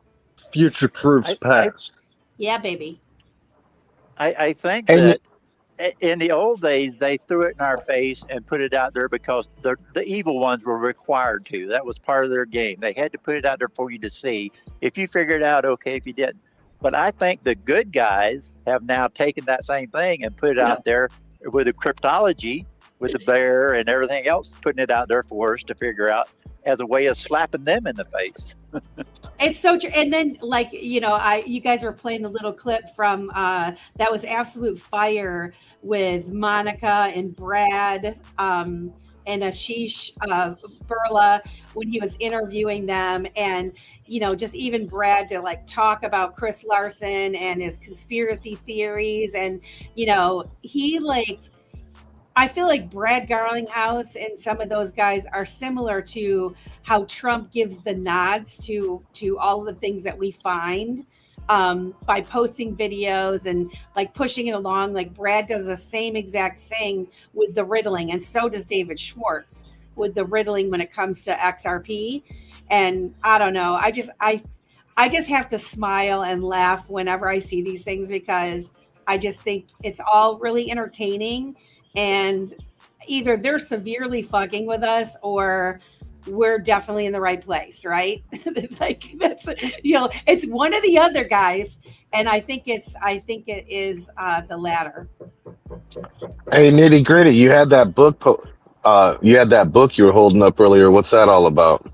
Thank you for asking. I didn't know when it would be appropriate to bring up. I agree with the last commenter.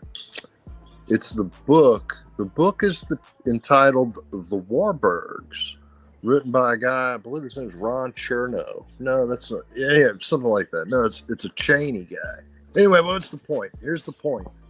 Let me ask you a question. What year was the Federal Reserve established? 33. 1913. 1913. Oh, 13.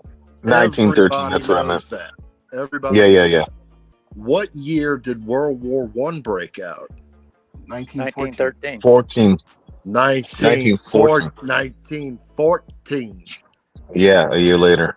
Who was the head of M&M Warburg and Company in Warburg, Germany in 1914?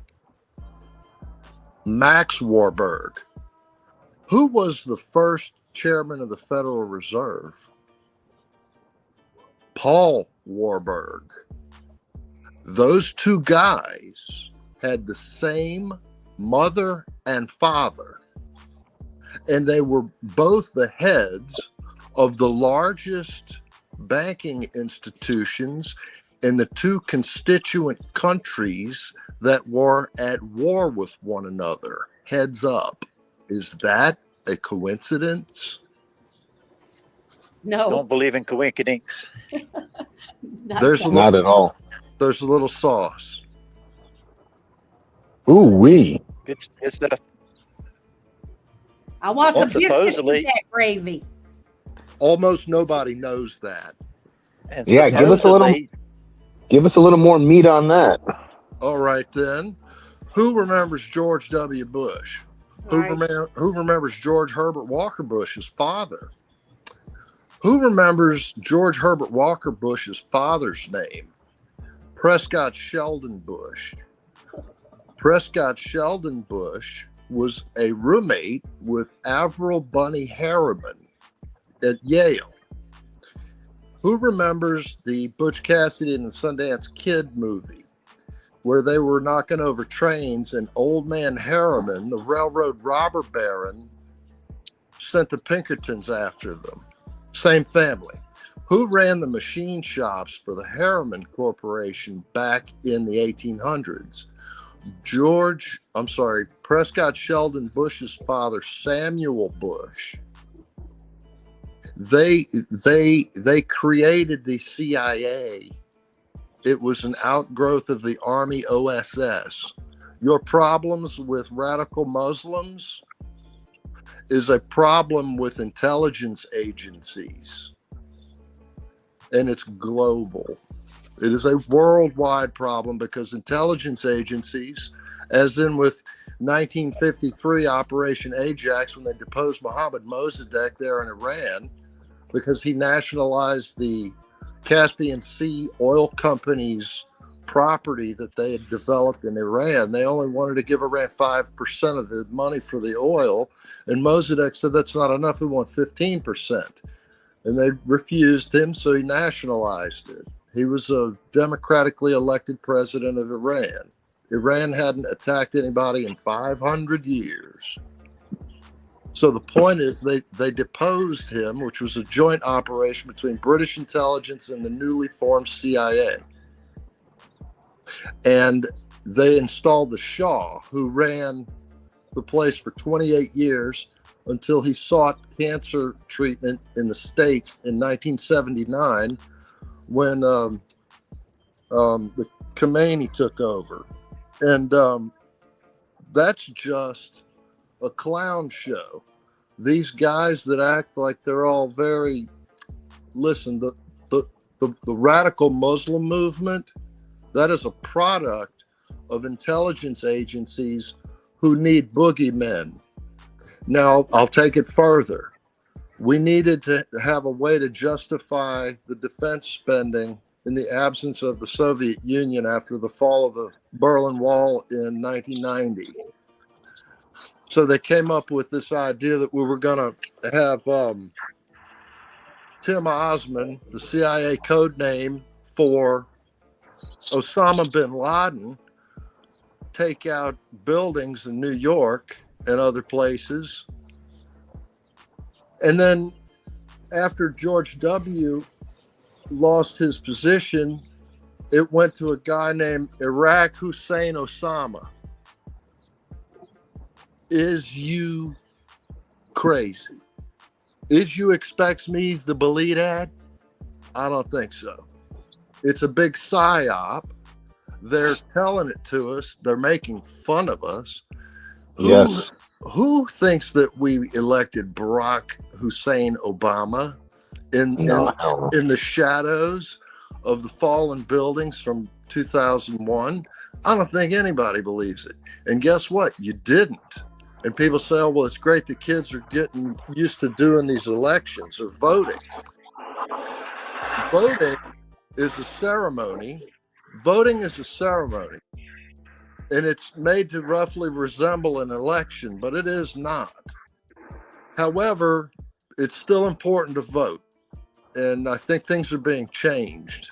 And one of those things was in 2018, there was a computer system put into every elections machine across the country in 3,100 counties. And it's called the Albert system. And it is a real-time data link to each voting machine in each precinct clear across the country. And do you know where it goes? It goes to the Department of Homeland Security, so the military knows who really won an election or not. Huh. So the military, they got that put in under an executive order after what they did to Roy Moore in Alabama in 2017. They put in this new system. And so they have, there's more that's taking place than we're being led on to know. And I guess that's enough for me for the time being. But the whole thing is a clown show. Iran is a CIA retirement community. It's upside down world. And they've got the mullahs and the Ayatollah Khomeini as the Halloween foreboding type of don't mess with us over here. And there were other places like that too. North Korea, that's a CIA upside down world. The deserts of Syria, CIA upside down world. Australia, right? Yeah, Pine Gap. There's places that you can go you're never going to come back from. I have a perfect video to summarize nitty-gritties thing. Hold on. Run it, bro. Good stuff, nitty gritty. Thank you. No sound. No sound, nerdy. There's no sound. Fucking hell. Fucking. Come on, man. Get your shit together, nerd. Jesus.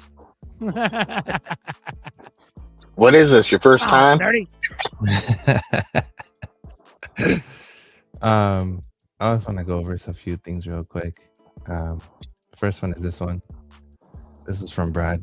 BG saying that we need clarity ASAP, and then he's quoting on what Trump said about the Genius Act needs to be passed because it undermines banks. That's the first one, and then we get into. Hold on, let me change my sound. All right. Damn, who knew Nitty was gonna come with all that? I had no idea when I asked the question he was gonna come with all that. That was very interesting. Well, you asked a question, he answered it. I just wasn't. I just wasn't expecting so much sauce. That was a whole lot of sauce. All right. Sauce. This goes into what he was talking about. I think one of the reasons we're seeing so much tension around Iran is because Iran right now is the big leakage in the system. No. So, But it's not about their nukes? No. So, Iran's central bank counts. One of the reasons it counts is for oil and energy is very important, including for China. Yeah. And that's very important in the BRICS system. What the BRICS system is trying to do is to create independent payment systems. But if you're going to come out with programmable money, with digital IDs that are interoperable globally, and programmable money that controls in each jurisdiction centrally, you can't afford leakage. And so you've got way too much leakage in the system to proceed with what they're trying to do. And Iran and the BRIC nations are a sticking point. I think one of the reasons we're seeing so much tension around Iran. And then I have the video for this one. I got the sound working, so I'm gonna play this one again. Ooh. Those are counterfeit. The world itself's just one big hoax. Hold on, let me refresh that. Society that disappoints you so much.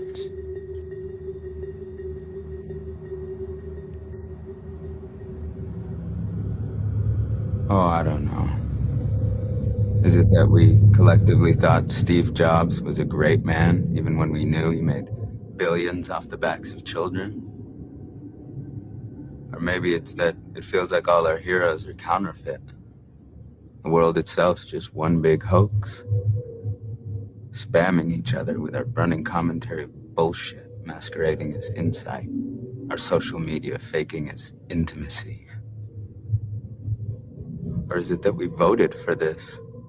Not with our rigged elections, but with our things, our property, our money. I'm not saying anything new. We all know why we do this, not because Hunger Games books makes us happy, but because we want to be sedated. Because it's painful not to pretend. Because we're cowards. Fuck society. It's one of my favorite clips.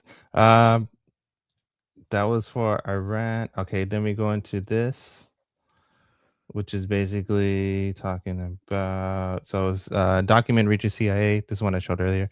Claims a long plan for Jewish domination around the world, control global finance, dominating media and information, fueling conflict between nations, pushing towards a major war between the United States and Russia, increasing political chaos and anti-Semitism, and mixing races to weaken nations of Europe and America, which, we've seen that happen, and gradually taking control of economics. It's called the Pax Judica, 1,000 years of peace under the Jewish domination.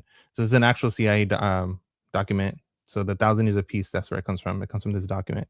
Just like Dark to Light comes from the Masonic Bible. That's that one. And then we have this one. So this goes more into proving that point about 9/11. Countries don't go to war easily. Sometimes they have to be bombed into going to war. The bombing of September 11th opened the eyes of Americans to see the great conflict and the great danger that faces us. And once opened, and the the overpowering will of the majority of the people of the United States, of the steamroller, is inexorably moving to decide this. Don't go to war easily. So that's another proof straight from the horse's mouth. Who's the one? Somebody tweeted some shit. They're like, Rami Malek eats babies or something. There, I said it. You guys remember that? Yeah, I don't doubt it. There was a fucking, I forgot what her name was. I think it was Ellen. There's a thing about how Ellen had some kind of assistant, and they fucking killed her and ate her, some shit like that. And there's this one about this general guy. He basically talks about 9/11 too. 9/11 is the biggest lie of our lifetime. You were on site that day. You believe it may have been a false flag? Yes, that's correct. It's obvious to me that Building 7 was a controlled demolition because the building collapses from the bottom down. For a building to collapse uniformly, which the videos show, all the load-bearing columns would have had to have failed simultaneously. Unlike the Twin Towers collapsed from the top down. That's a progressive collapse. Sure. The trade centers were unique in that they were designed to withstand the impact of a jet. I've been involved with heavy construction for over 30 years, been involved with the constructions of high-rise steel frame buildings in Manhattan. I've worked on bridges, and I know what goes into these buildings. The outer skeleton of the building, the outer columns was like a fishnet, and you had these inner core columns which was substantial, thick steel beams to withstand 4 or 5 times what the loads were. The engineers always over-design a building, and they examined the dust, and they found what they call thermitic material, which is like an explosive incendiary. It was in the dust samples, and that's documented. There were reports of the buildings were undergoing an extensive elevator renovation in the 2 or 3 years prior to.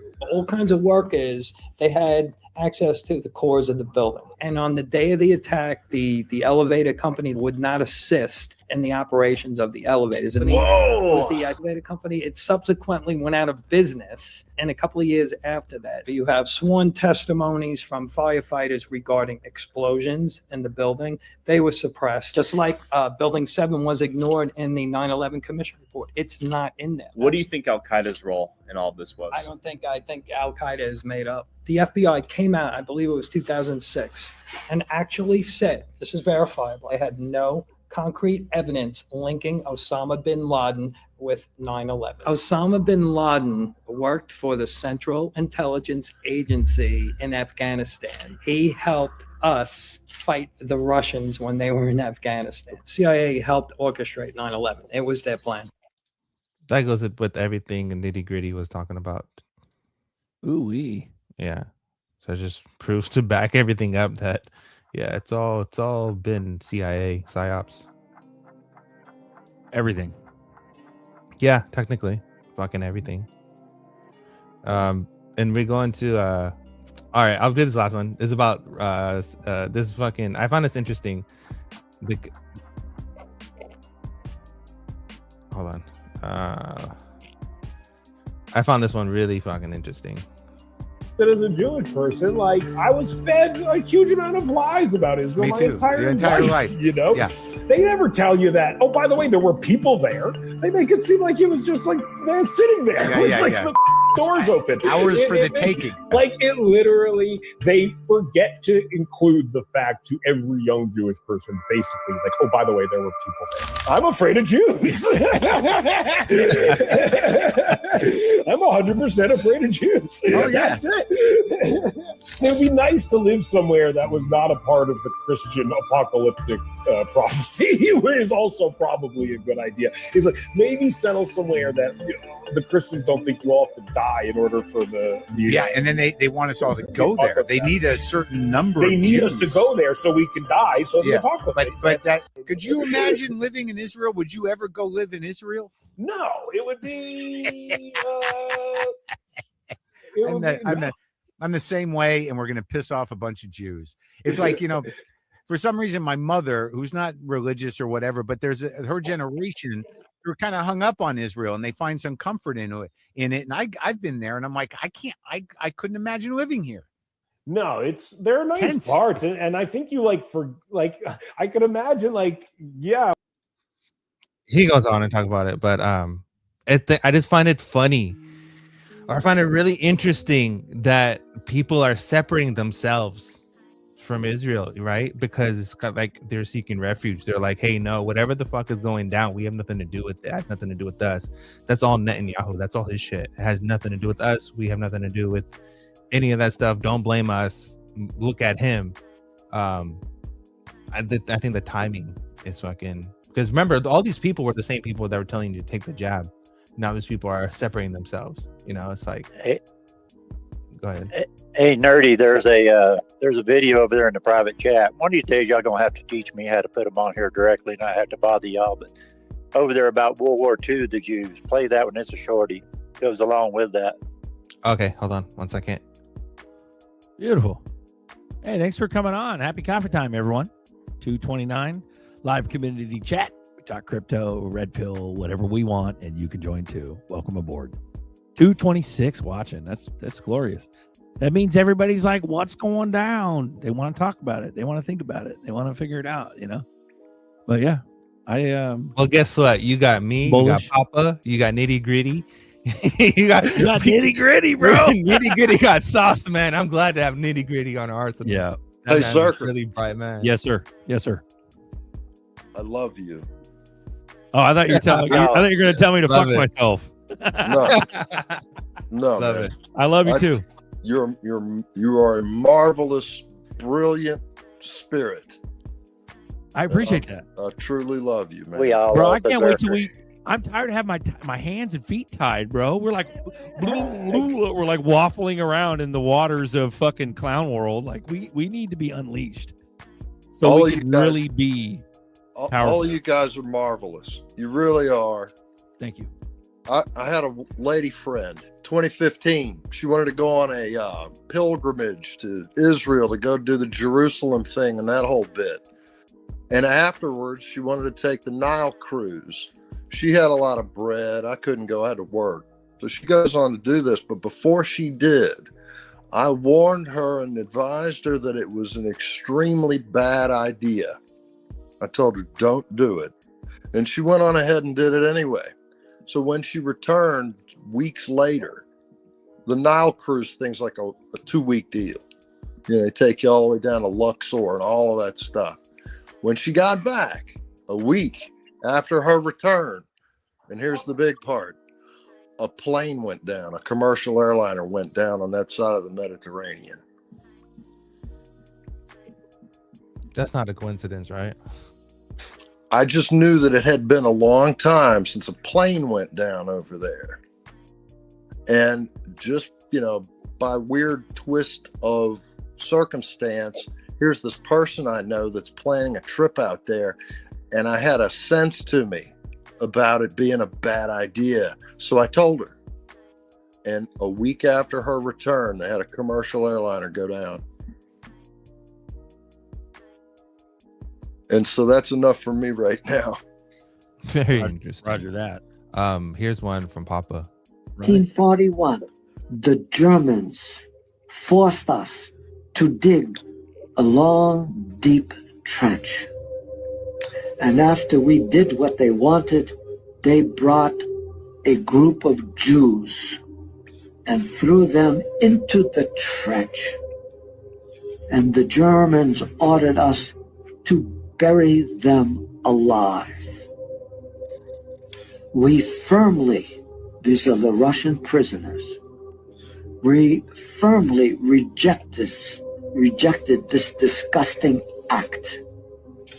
The Germans ordered us to take the Jews out from the trench, and they threw us into the trench instead of the Jews. And they ordered the Jews to bury us alive. We were shocked when the Jews began to bury us without hesitation. The Jews almost covered us when the Germans stopped them and pulled us out. And we were surprised by the German commander who shouted at us, We wanted to show you, to prove to you who the Jews are. They are ungrateful, merciless, and without love. Boom. That was it. Okay. I'll play this one just to switch it up a bit. Run it, dude. This is from Walmart now accepting Bitcoin. And just the ease of which regular folks, people who go to Walmart. There are 150 million Americans who use Walmart online or in person every week. Can now actually have crypto in this very same app. They can buy it, they can hold it, they can store it, they can trade it if they want. And then when they want to go pay for something, they can turn it into cash and like we said, go OnePay is actually integrated into the checkouts of Walmart. So it is, I think, a milestone in that case, Carl. All right, Hugh, thank you. So it's kind of funny how we're talking about all this stuff, and it's like it all interlinks, right? Like everything we're saying literally interlinks, and we're watching this plan, this orchestrated plan take place, this whole 1,000 year of peace bullshit. But in all actuality, it's 1,000 years of peace under who is the question no one was actually asking, and now we know. Interesting time ahead. Good stuff, nerdy. Hell yeah, nitty gritty. Love you, brother. Love you too, man. Love y'all lots. You guys have been quite a crutch for me. All I do is work and try to get over it, and then I get to look forward to coffee time and the boardroom. And cool. I don't have a lot of friends. I got one friend, and so you guys are it. No, you got 230 friends. There you go. Actually, if you think about it statistically, it's more than that because people cycle through this show. Some days we have more. Some It's like days, 1,000. I would say no, it's less than that. It's probably about 1,000. 1,000 throughout all of them. Yeah. Thanks, thanks, Zerker. You're making me feel that much better. No, but honestly, we're all in that boat, including me, and that's current. Yeah. It's like real currently. I mean, all of us really only have like maybe one friend if we're lucky, like outside of all of this. Yeah. If we're lucky. And that's the truth. One friend that can fucking take us psychobabbling about all the red pill and all the stuff. Even though it's all true, we all know it's true. It's just one of those things where they still love us and they still accept us even after the entirety of all this stuff coming out of our brains and our critical thinking and all that. They may not be awake, but they still are there. But it's only one person, one if you're lucky. That's why we need another outlet, and that's what this is. It's about us talking to each other. We are the ripple. We are the wave. We are shaking cages, monkey and potatoes and monkeys. And passing that energy on, and people are realizing, you know what? Maybe these guys are right. Maybe there is something to this shit. Oh shit. Maybe the media is a bunch of bullshit and it's all owned by the same people. Oh shit. Maybe the literature, the textbooks that we're reading are owned by the same fucking pedophiles that are in the Epstein files. Oh shit. It makes a lot of sense now. When I look at it from like everything's all like zoomed out and stuff, and I look at it, I'm like, dude, it's so muddy and confusing.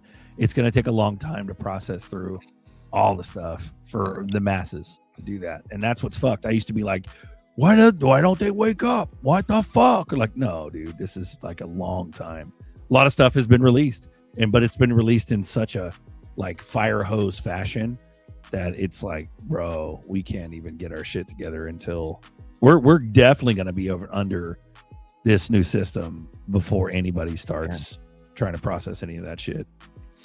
Melissa said something about discernment and how it's a good thing that we have discernment, right?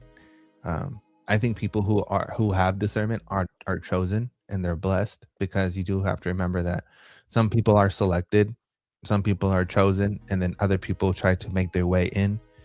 But I think we are all chosen to go against the grain, go against fucking demons and Satan and this negative energy, this force.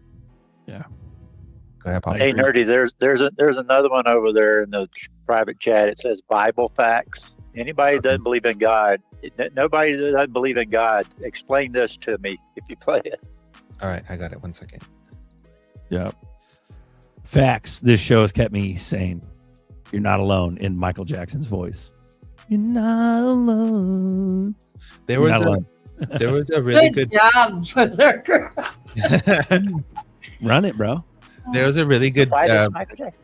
there's a really good movie that De Souza, I forgot his first name, but Dinesh D'Souza. yeah, Dinesh D'Souza, yeah. He created a movie, basically talking about how the government's foot is on your face, and he shows basically it's like visuals about how he's forcing someone.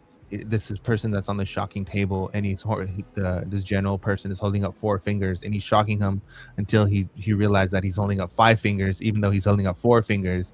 And it's like basically a metaphor of like how everything works, right? It's like they try to alter the truth by shoving bullshit in our face so much that if you shove so much lies into someone's face, they eventually start believing it as truth, type deal. But it's good that we're fighting back and providing facts. And I think the biggest thing, I was talking to my mom about this too. I was like, the biggest thing you can, so when people have a belief system, or people, like for example, you have people who believe whatever the TV said or whatever, it's hard to convince those people that what they believe is wrong, right? Because they kind of make that their identity, where it's like, I am this person and I believe what this person is saying. That is my gig. That is my thing. And the only way how you get people to see the truth is by providing facts, actual documented factual information, the same sources that they trust, and say, you know what, hey, look what's happening. Look at this, look at that. You make your own decision. I'm not going to challenge your view, but just consider this. Having that kind of approach actually wakes people up, because then they start to question their own reality, which is like, whatever am I believing? Is it true? Can I trust people? With that, I was able to save, like I was able to save my mom with that, because through the whole COVID shit, had I not had actual proof and watching the Doctors Association, 127,000 doctors that rose up, had I not been following all that stuff and being able to show my mom, hey, look, these are the clots, this is what's happening to you, these are the little nano bridges that are building inside of you, this is an antenna, people are getting a Bluetooth numbers and all this shit. Like, had I not showed her that, and actual like surgeons cutting people's brains open and picking out this black goo out of their, where their pineal gland is and all this shit, had I not been able to do that, she would never believe what the fuck I was talking about at all whatsoever. She would have been like, oh, you're some kook, right? So I think it's really important that we stay close to the fact. I mean, it's like we can have our own theories, cool, but we're on this very fine line of anyone can write us off at any moment in time if we say some bullshit. So it's like, it's direly important that we stick to like, that's why I try to prove as many facts or as many papers or as many links as I can, because I don't want to, because it's easy to someone to write you off and be like, nope, you're a fucking liar, fuck you, you're just you're just conspiracy theory, you're a right-wing extremist, I don't care what you say. So yeah, cancel cuts both ways. Yep. Pretty soon there's only going to be 2 kinds of people, and they're going to both be adversaries of one another, because you're going to have the ones who are smart enough not to do that. They're going to remain, and then they're going to be our oppressors, and then it's going to be an interesting time, won't it? Mm-hmm. Definitely. The whole point is to invoke critical thinking and to invoke, the questioning of people's reality. It's not to say I'm better than you, or you're dumb, or blah blah. It has nothing to do with that. It's more of like, I'm trying to save your ass. Wake the fuck up, because you're in a psyop. And to like show people, like, look, be careful who you trust. You can't really believe everything you say, because to people, because you have to understand there's a lot of people who just don't care about any of this shit. They're too busy with their regular 9-to-5 life. They have no means of even wanting to know about any of this shit. So the little glimpse that they get, you have to try to like plant a little seed. Like Zerk says, you got to plant that seed and just get people wondering and talking about it.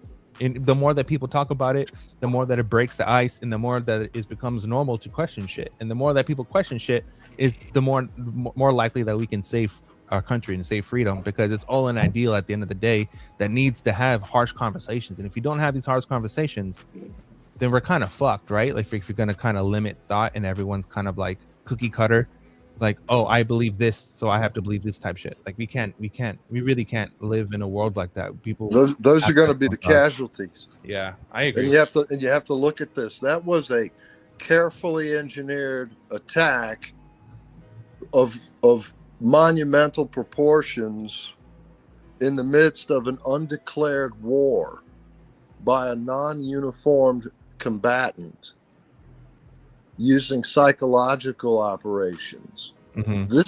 It's very serious. It is. They didn't like the challenge to their base of operations, so they decided to kill our families. Exactly. And then they did. Yeah, they infiltrated our own home, which is fucking wild, right? And the things that people don't really understand is that what is taking place on America has been done to other countries before. It's called regime change. And if you don't know what a regime change is and what it looks like open borders and people coming into your country and people going into your government and changing your laws. Like, look at New York. That's a regime change. People think that it's like, you know, a whole bunch of people going to come in at once. It's going to be this big war. And no, it's not. The battlefield has changed and has been modernized to be, you know, quote unquote politically correct. And a lot of people don't really realize that it's the social media and word of mouth and media. It's the new battlefield. It is the new battleground. It's information warfare 110%. And that's why psyops and stuff exists. Let me drop this little fact on you about that. Everybody goes, nobody can come to America. Nobody can bring war to America. They can't defeat us here. They did, because the COVID, more Americans died during the COVID, during the shots, than World War I, World War II, Korea War, and Vietnam put together. More Americans died. And it was a silent genocide of Americans, and no one talks about it because everyone's afraid to talk about it because there's a stigma of, you know, let's not talk about the COVID stuff because I feel XYZ about it. And they've created this psychological net in people's mind, this cage where it's like, you know, let's just avoid that conversation. And it's scary because that goes into psychological operations. That's exactly how it works. And people need to recognize like how this shit works, because if you don't know how it works, you're always going to fall for it. Oh my gosh. Well, also, you look at the numbers. Look at the number of the people that took it. Well, think about it. They don't want to talk about it because then they have to admit I made a mistake. That's right.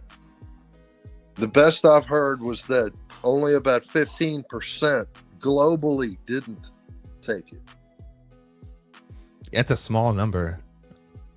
You know what I mean? Most of the world took that shit, and now we're seeing 35-year-olds suddenly dying, and no one is wondering why they're dying, but we all know why they're dying, because every single person who took it, there was an expiration date. They literally, you know, injected themselves with the expiration date, and it's a biological weapon, and we're watching it take place, which is it's really fucked up. And along that, another thing pop up where they hit us with was a hypersexualization, right? With OnlyFans and all this shit, where they took a whole generation of women and kids and basically said, you know, fuck your moral. You don't need any morals. You don't need any kind of anything. And also with the gender switching, right? How people are basically, castrating themselves.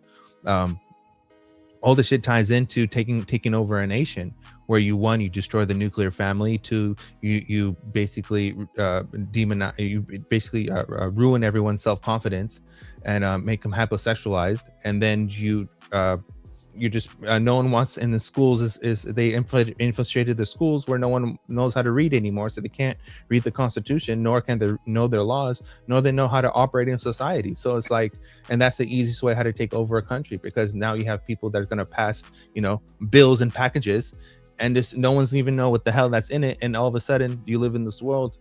It's like, oh shit. So they know that it has nothing to do with our generation, it has to do with future generations, and so this longevity plan, it's a bigger deal than people realize, and they're not taking it as serious as they should. And that's the scary part of the whole damn thing. They basically fulfilled the prophecy of Paul Harvey. Yep. If I were the devil. Exactly. 65. 100%. That's a perfect segment into Papa's video. I'm gonna run this.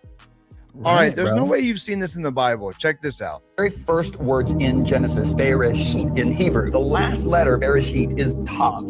Okay, now Tav is the first letter in Torah. If you go every 50 letters in the book of Genesis, you will get the spelling of Torah. Every 50 letters. If you go to Exodus, if you go every 50 letters, you get the spelling of Torah. If you skip Leviticus and go to Numbers, you go every 49 letters and you get Torah spelled backwards. And if you go to Deuteronomy, every 49 letters, you get Torah spelled backwards. Why? They're both pointing to Leviticus. In Leviticus, every 7 letters, you will get the spelling of Yahweh. YHVH. Every 7 letters throughout the entire book of Leviticus, because Leviticus shows it would take the sacrifice of the perfect Lamb of God, Jesus Christ, to atone our sins. I mean, that's amazing. Did you know that? God's word is full of so many treasures. Follow for more videos like this. Ooh-wee. Ooh-wee. Try to write a book with something like that encrypted into it. I dare you. Right? That's trippy. That is trippy. Yeah, that was good shit. Someone asked for my Cash App thingy. Here it is. It's right there. Here you go. If you want to donate to me directly, thank you. I appreciate you. And away you go. But yeah, it's just, I'm glad people are waking up. I'm looking forward to the future. There's all this blockchain stuff that is going down. It's happening at a certain time. Perfectly aligns to what Papa was saying about the silver stuff. Perfectly aligns with, you know, stablecoin regulations, but has everything to do with Basel and all this other shit. So we're here. We are here. We have made it. We are here. We are finally We here. are But I don't think it's weeks, Zerky Zerk. I don't think it's weeks. I think it's like a year and a half, 2 years time. But we are here for sure, definitely. Yeah. I respectfully disagree with you this time, Nerdy. What do you think about the carry trade stuff? Everyone's so hyping it up all the time. I really don't think it's a big deal, to be honest with you. What do you think? Because they released their stable coin stuff. You're about to find out. You're about to find out. That's right. I like it. Thank you, Melissa. Love you. You're welcome. Did you get my note? Yeah. I love it. I love it. Hell yeah. Let's go, dude. Hey, Nerdy, I apologize too over the weekend. I spaced out and forgot to call you back. Sorry, bud. Oh, no I figured worries, it out man. anyway. No, call me whenever. I just been, honestly, bro, I just been busy just developing the stuff. Oh, to everyone that doesn't know, me and Expectaverse, Nerdy X Labs and Expectaverse has partnered up. So we are working together. There's actually more stuff within that. I can't really say it because I did sign an NDA. It was my first NDA that I signed, so I'm really happy about that. But we are working on things, and it is official collab. So stay tuned for more stuff. But I will say this: where Meta fucked up, I know where they messed up, and I know exactly what they went wrong. And whatever Elon is doing, there's a lot of flaws in that whole ecosystem. I don't want to talk about it because then people are going to steal my ideas. But there's a lot of shit that people don't see where the world is going, that it is going. But I will say this, that if you build things and you build things for the current generation, it's only going to last until the current generation does. But if you build things for the future generation, you have longevity in your company. There's a lot of things that people are not realizing, like there's future generations that don't know how to read, and they're more visual than they are with words. And a lot of people aren't really designing for that part. And another part is Bishop says, Nerdy, stop talking. But yeah, that's enough. Hey, Nerdy, who is that you said you partnered with, and what do they do? So Expector is a metaverse. I'll pull up the website so you can see it. Daniel wants to know how to get off the grid, Papa. Sorry, go ahead, Melissa. I was going to ask Nerdy, like, I know there was like the controversy surrounding X Spectre, right? In a lot of the XRP community, which has left me quite confused over the whole thing in regards to them. And so I know I trust you. So you're not going to be partnering with someone who's not legit, right? But 100%. There was all of that stuff, and so I've kind of just stayed on the sidelines looking and watching, because that's what I do, because I'm a dipper-tower. But I'm really curious to see. And the other thing I wanted to mention is just how you're saying, there's different things, people are building things and they're not thinking about this and that and all this kind of thing. I don't know if you watched our last show with Niall and Fitzy with the whole NFT revelation, which is actually something I figured out on my own when I created my own NFT regarding the IPFS files and being able to download anybody's stuff, and it's like, oh man, this is not good. And, the average user had no clue. And even the average person creating NFTs had no clue because they didn't ask the questions. They didn't go, So anyway, I'm interested to see what you're doing. There's a lot of things that people don't really like. When people say blockchain and they talk about blockchain, they think it's like this magic hocus pocus and everything's going to be safe and secure, but it's not really like that. It actually introduces a lot more security flaws than it does solve. The whole point of everything being public is actually a big flaw rather than an advantage. There's a reason why a lot of financial institutions have private rails. There's a lot of reason why software developers who develop things don't open source their code, because they do have intellectual property rights over their stuff. So, and that's what you mentioned about, like, NFTs and stuff. All you need is the CID number, and if you were to copy the CID number, it leads you right to the file, and you can just download it directly from there. You don't really need to purchase the NFT. So, 110%. So there's a lot of problems that haven't been solved, and we've kind of just in this wild west of blockchain, and we're kind of just like we're all basically just messing around with hello world at this point with blockchain. There's no one really knows exactly how to work, how to utilize it and how to integrate it into their business model without without all the security risks. So and there's another problem with blockchain, whereas you have so many developers who are developing for other blockchain people, but they're not really developing for adoption, right? And it's like everyone's creating the same thing. It's like an overlap of industry, and we've seen the same thing in the .com era, even with social media, where it's like the best man wins. So a lot of these things are not going to survive. A lot of these projects are not going to survive.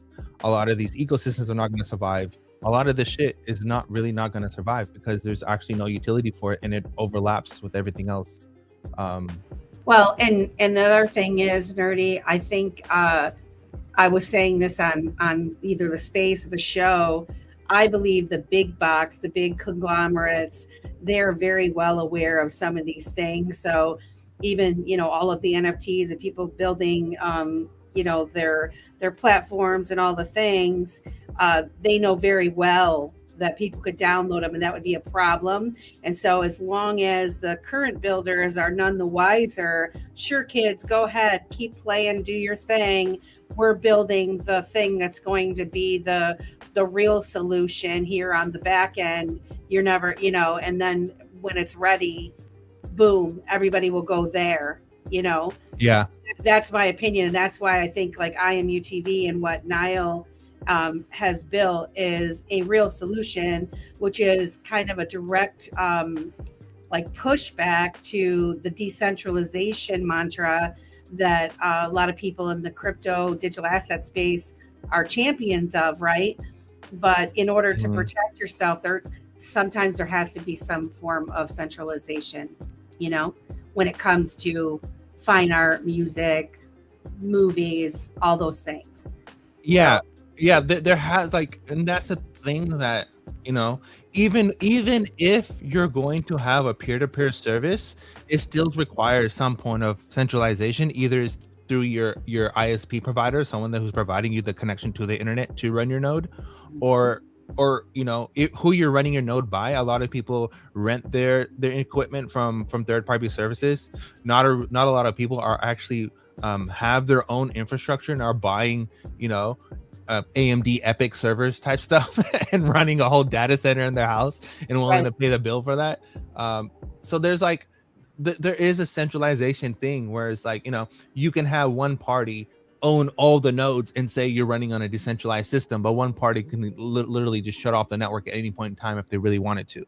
So there's a lot of things that people won't really have considered when it comes to this industry, and why adoption hasn't happened, because this is why regulations are so critical, because you need these type of outlines and guidelines for industries who are going to build, to understand the cons and the risks before going forward and implementing it into their company, because a lot of these companies are billion, $1 trillion, $1 million companies who can sacrifice their whole business model just by integrating blockchain, which would be an oxymoron, which would go backwards rather than help it. It would destroy it. So it's interesting, and unless you give it attention, or unlike people like yourself that understand, you're the ones that are going to be successful. Yeah. And there's another big thing where I keep telling people that, a lot of people don't like to hear this, but Ripple doesn't need XRP to survive their business. It's the other way around. Ripple has a product called RLUSD, right? So you have their open source community venture, which is the XRP ledger, but you have their actual product, which is the stable coin itself.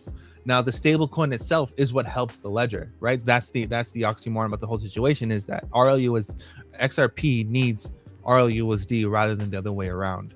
And that whole ecosystem is now mainly being run on Ethereum, and it's holding most of the volume.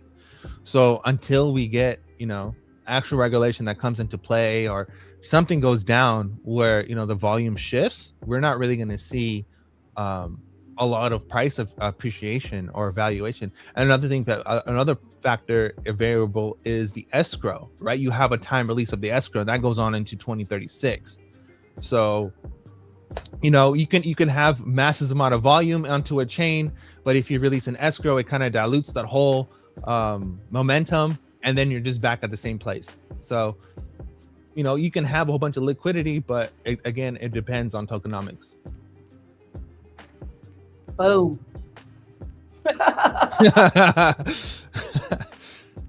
Yeah, it's not all black and white.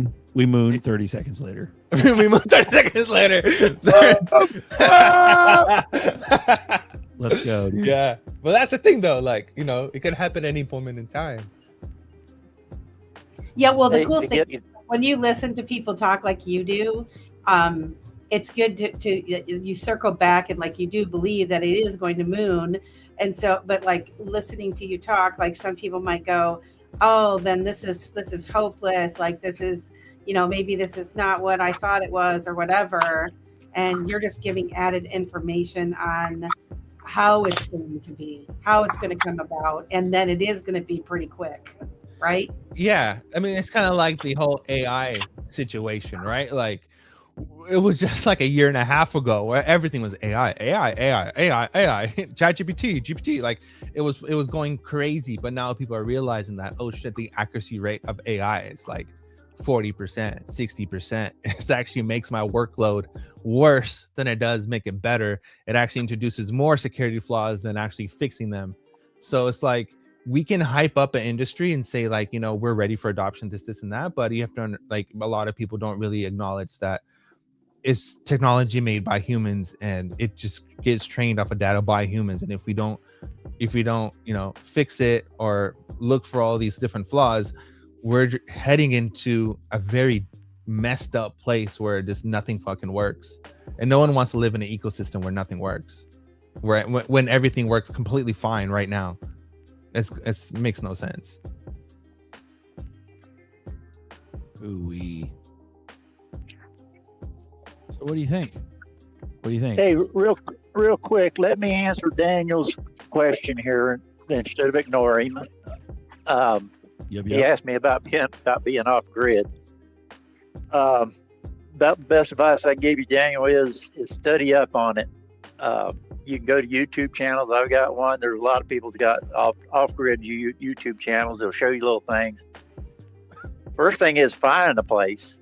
It's not as easy as most people think it is. That's suitable.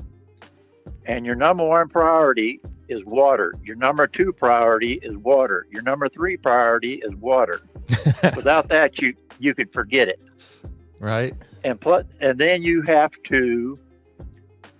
You don't have to be an expert in anything, but you better know some about carpentry, electrician, plumber, lumberjack, mechanic, welder, because it's going to be you. It's going to be you doing it, and that's it. And if you can't hire somebody down, to come do it. You can, but you can't survive like that. But find your place and then access to it. But the best thing is just, like I said, get on there and just study what other people are doing. Everybody's got their own ideas. I've got my own. I put it on there, and other people have. Not saying it's right or wrong. It's just what's right for you. But that's about the best advice I can give you, bud. I gotta highlight this comment by Jeff because it's actually hilarious. But I got electrolytes. That's the same. That's the same shit that we just went through with the whole, But it's ISO token. But it's gonna do. It's like, come on, guys. That's not how any of this shit works. We're gonna tokenize a crypto that's already tokenized. That's already a token. Like, nah, bro. That's not how any of this shit works. So that shit's fucking hilarious. Like, the biggest thing on everyone is, oh, we'll just tokenize all the gold. Okay, but to tokenize anything, to say it's going to be decentralized, you still have to have a central entity who's going to audit that the gold is actually there, to make sure that the records are actually there. And there's another thing about immutable records is it's like the immutable record, even though it's an immutable record and it can be a source of trust, but the initial person who uploaded that record can be a flaw.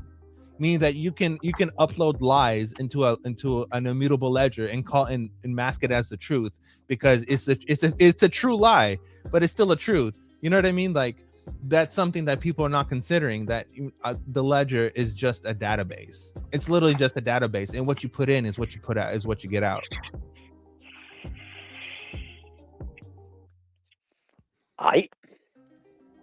Yeah. Yeah, and back to the point earlier that Melissa was saying, like, I sort of view. Hold on one sec, damn it! I'll be right back.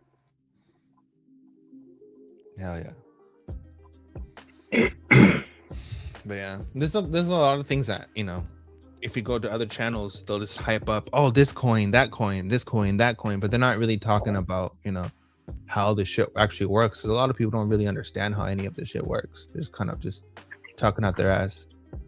And I view it like people, even in XRP, there's people that are here because of the opportunity, and then there's people here because of the cause, and I'm more cause. Like, I feel like I was pulled into this shit. You know what I'm saying? So I've already done shit that you shouldn't do as an investor, because I'm not listening to nobody. So I'm like stacking on them, because the people that are just pure, to make money, I don't think they're going to go as far as I'm going to go, to be honest. I agree. I agree. There was this lady who talked about $300 trillion coming into the market. You know what the market cap would have to be? Hey, if 300 trillion comes in,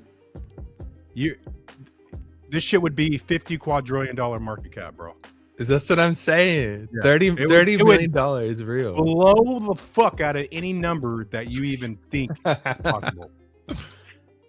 I got to get. They think they're so smart too. Huh? Say that again. They think they're so smart too. Oh, those smug motherfuckers that be like, that's why, man. There's a weakness to it. That's why I'm talking to you. This is what's crazy about XRP. The meat could inherit the earth through XRP. That simple. You know what I'm saying? And It's a longer vision, and I've wasted time, like even liberal conservative, like that's the first thing of conscious. I won't waste my time arguing because they're just, I don't view them as crazy. I just view them as less conscious. Like, oh yeah, you know, you're not going to drag them to a higher level consciousness. Like they have to manage their emotions. First of all, they're all emotional for a reason. But I forgot where I was going with this. What did you say, Melissa? I just said they think they're so smart when they come out. And that's the reason why a lot of people, they come out with all of those kind of talks, and then people that don't know a lot, it scares them off, you know, because and then some people need, you know, nerdy does hella research, right? I don't need all the research, but there's people that be like, oh, show me in the bank papers, Buster. Like they want actual proof because they don't have that vision. Yep.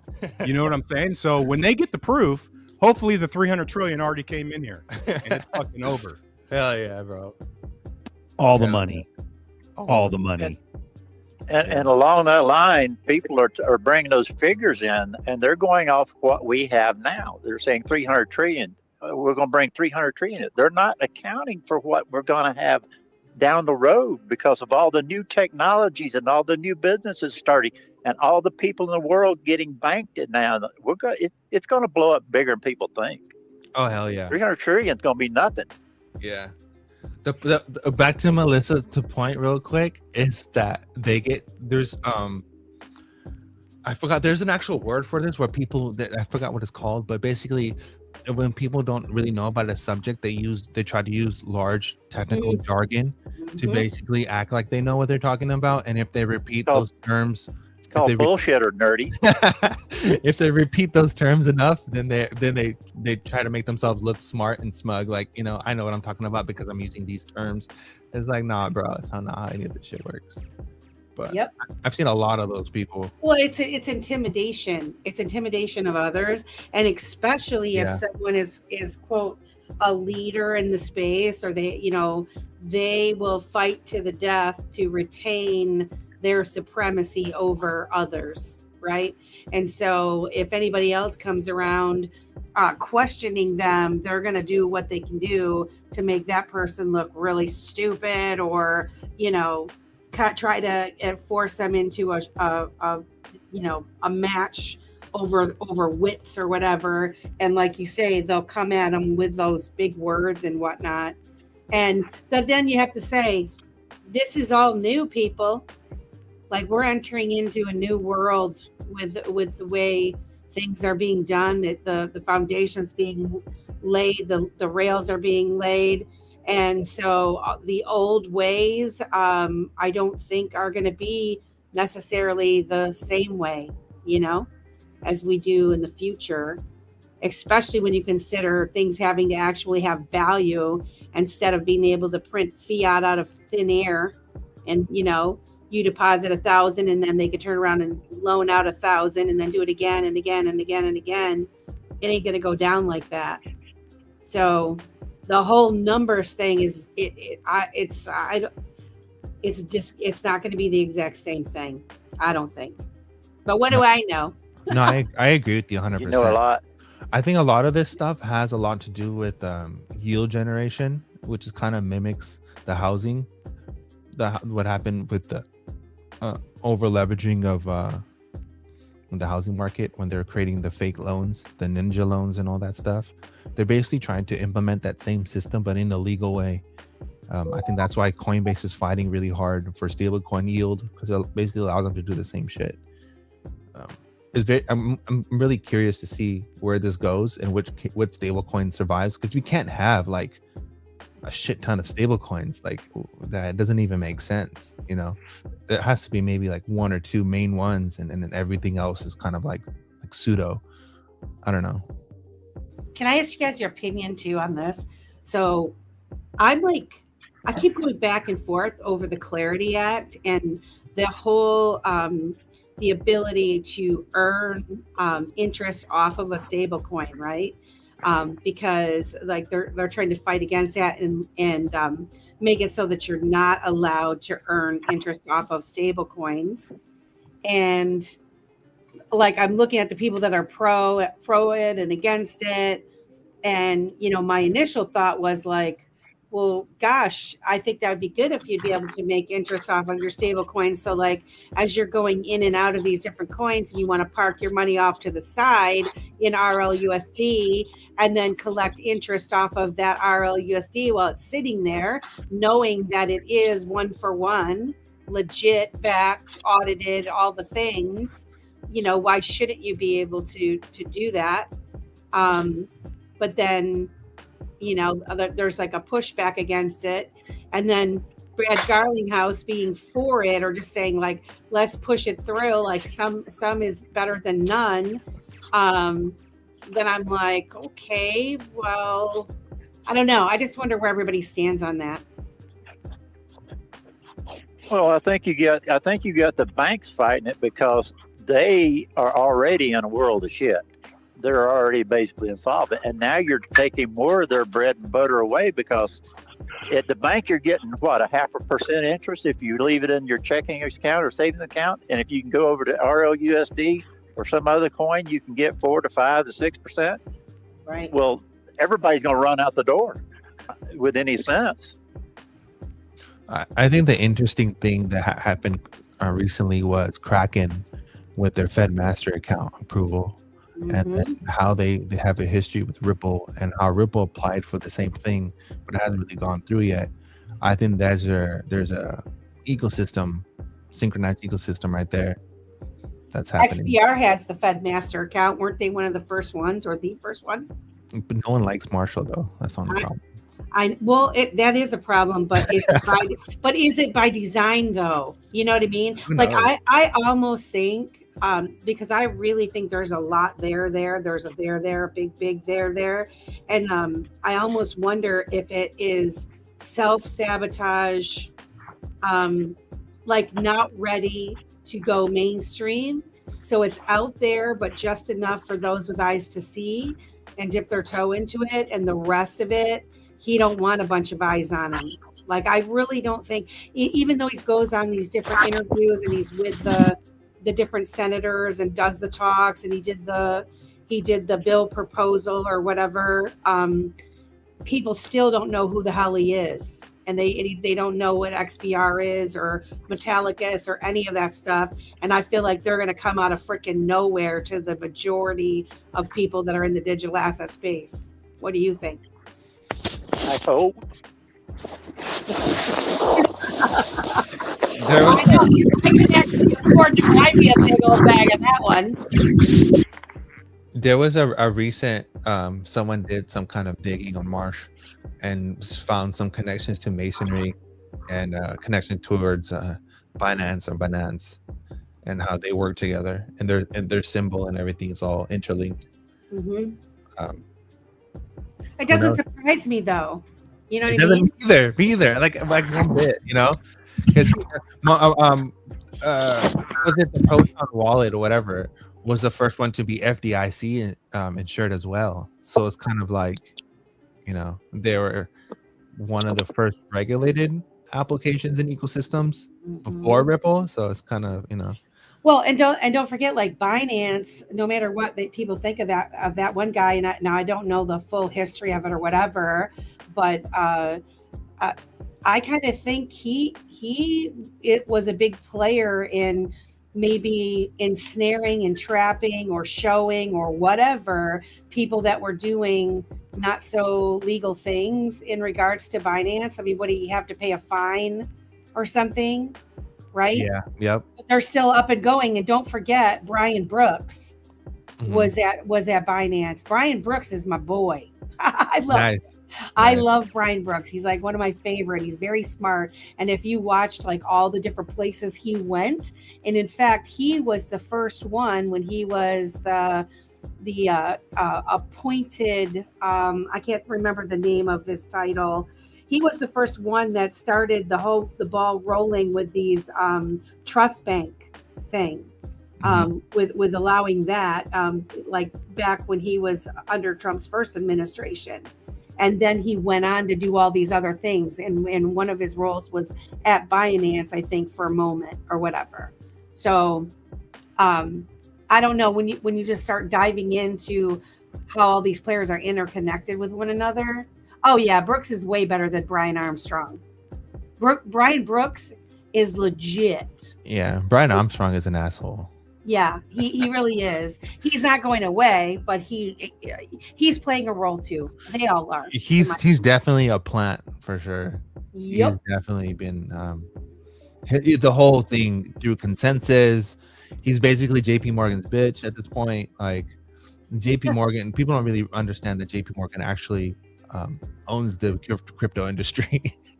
It's actually JP Morgan shit. So when we're saying that, crypto is going to replace the banks, it's actually an oxymoron, because the banks are the ones who's actually promoting the use of blockchain to better their business model, because they don't have to depend on B2C anymore. They can just depend on B2B, where they just become tech companies and provide API services for neobanks, and then they get a bigger reward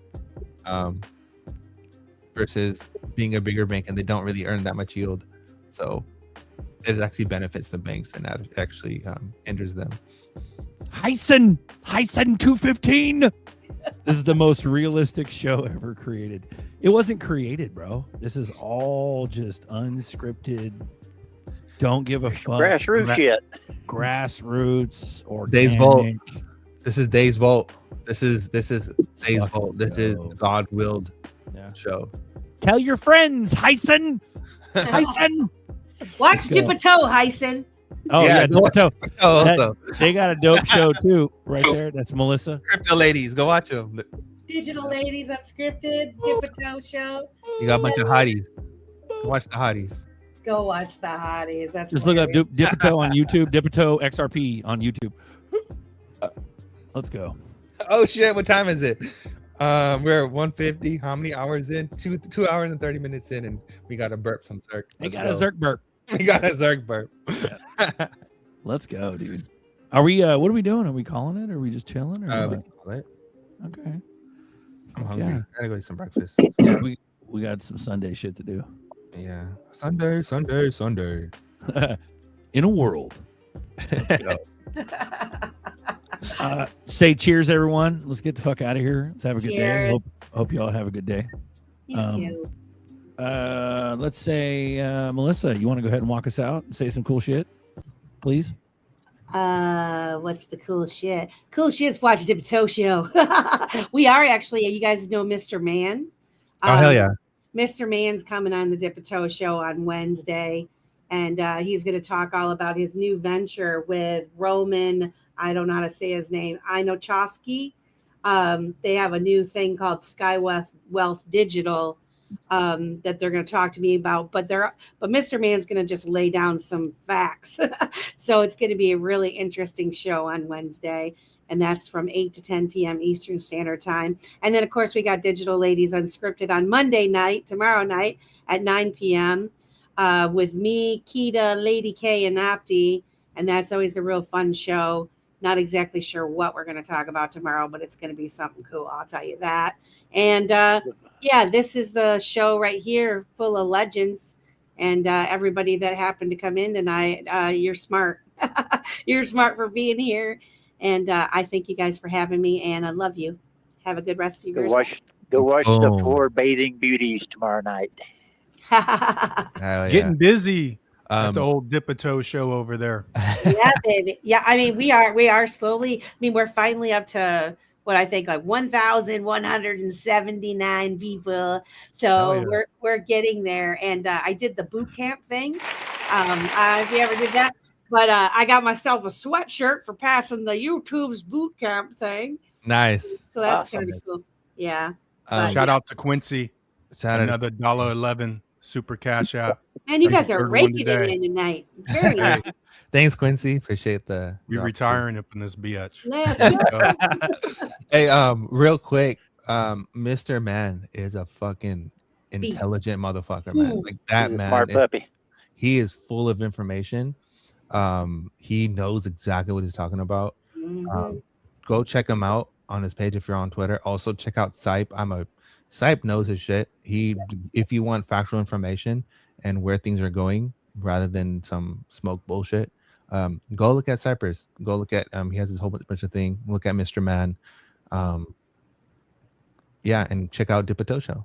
I'll just tell you this too, Mr. Man. I'm meeting him. He is the nicest young man. Oh yeah, he's so and sweet. His wife is fantastic. Like they are a power couple. And yeah, the guy will blow your mind. And he also knows how to sing, you guys. No way. I didn't know that. I'm telling you what. I didn't know was that. like, what? Oh, damn. So yeah. Anyway, Nice. I hope everybody comes and sees him on Wednesday. Oh yeah. All right, guys. Just keep your ear to the ground and keep your chin up. We're almost there. Let's go. You know what we are? We're soldiers. I am a soldier in the army of my God. The Lord Jesus Christ is my commanding officer.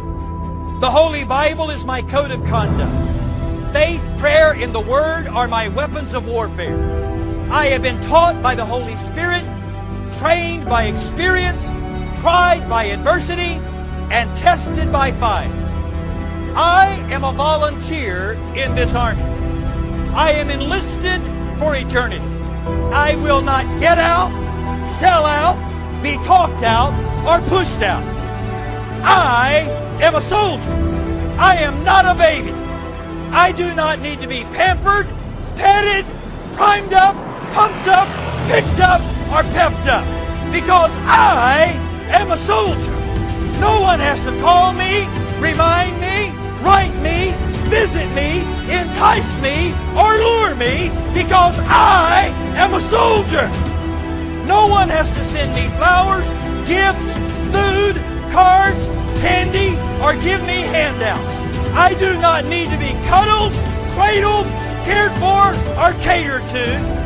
I am committed. I am a soldier.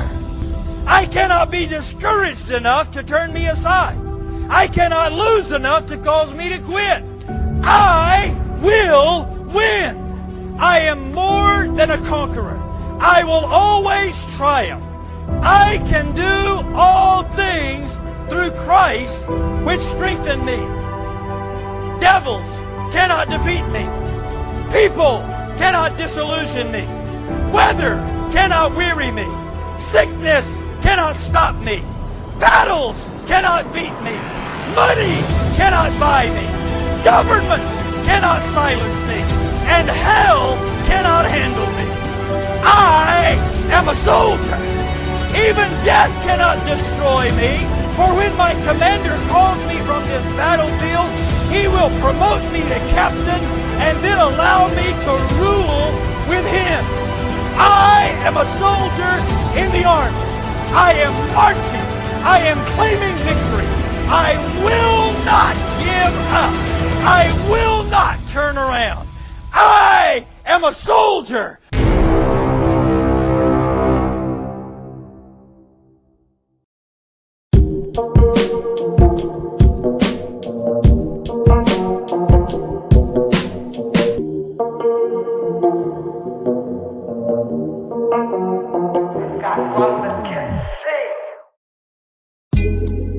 Coffee time with Berserker and Uncle Buster. Doors open. Good to see you. You know where the coffee pot is. This is Berserker. Yo, this is Uncle Buster. Get a cup. Let's talk crypto. Yeah, dude. This coffee's bomb. Nothing comes between me and my XRP.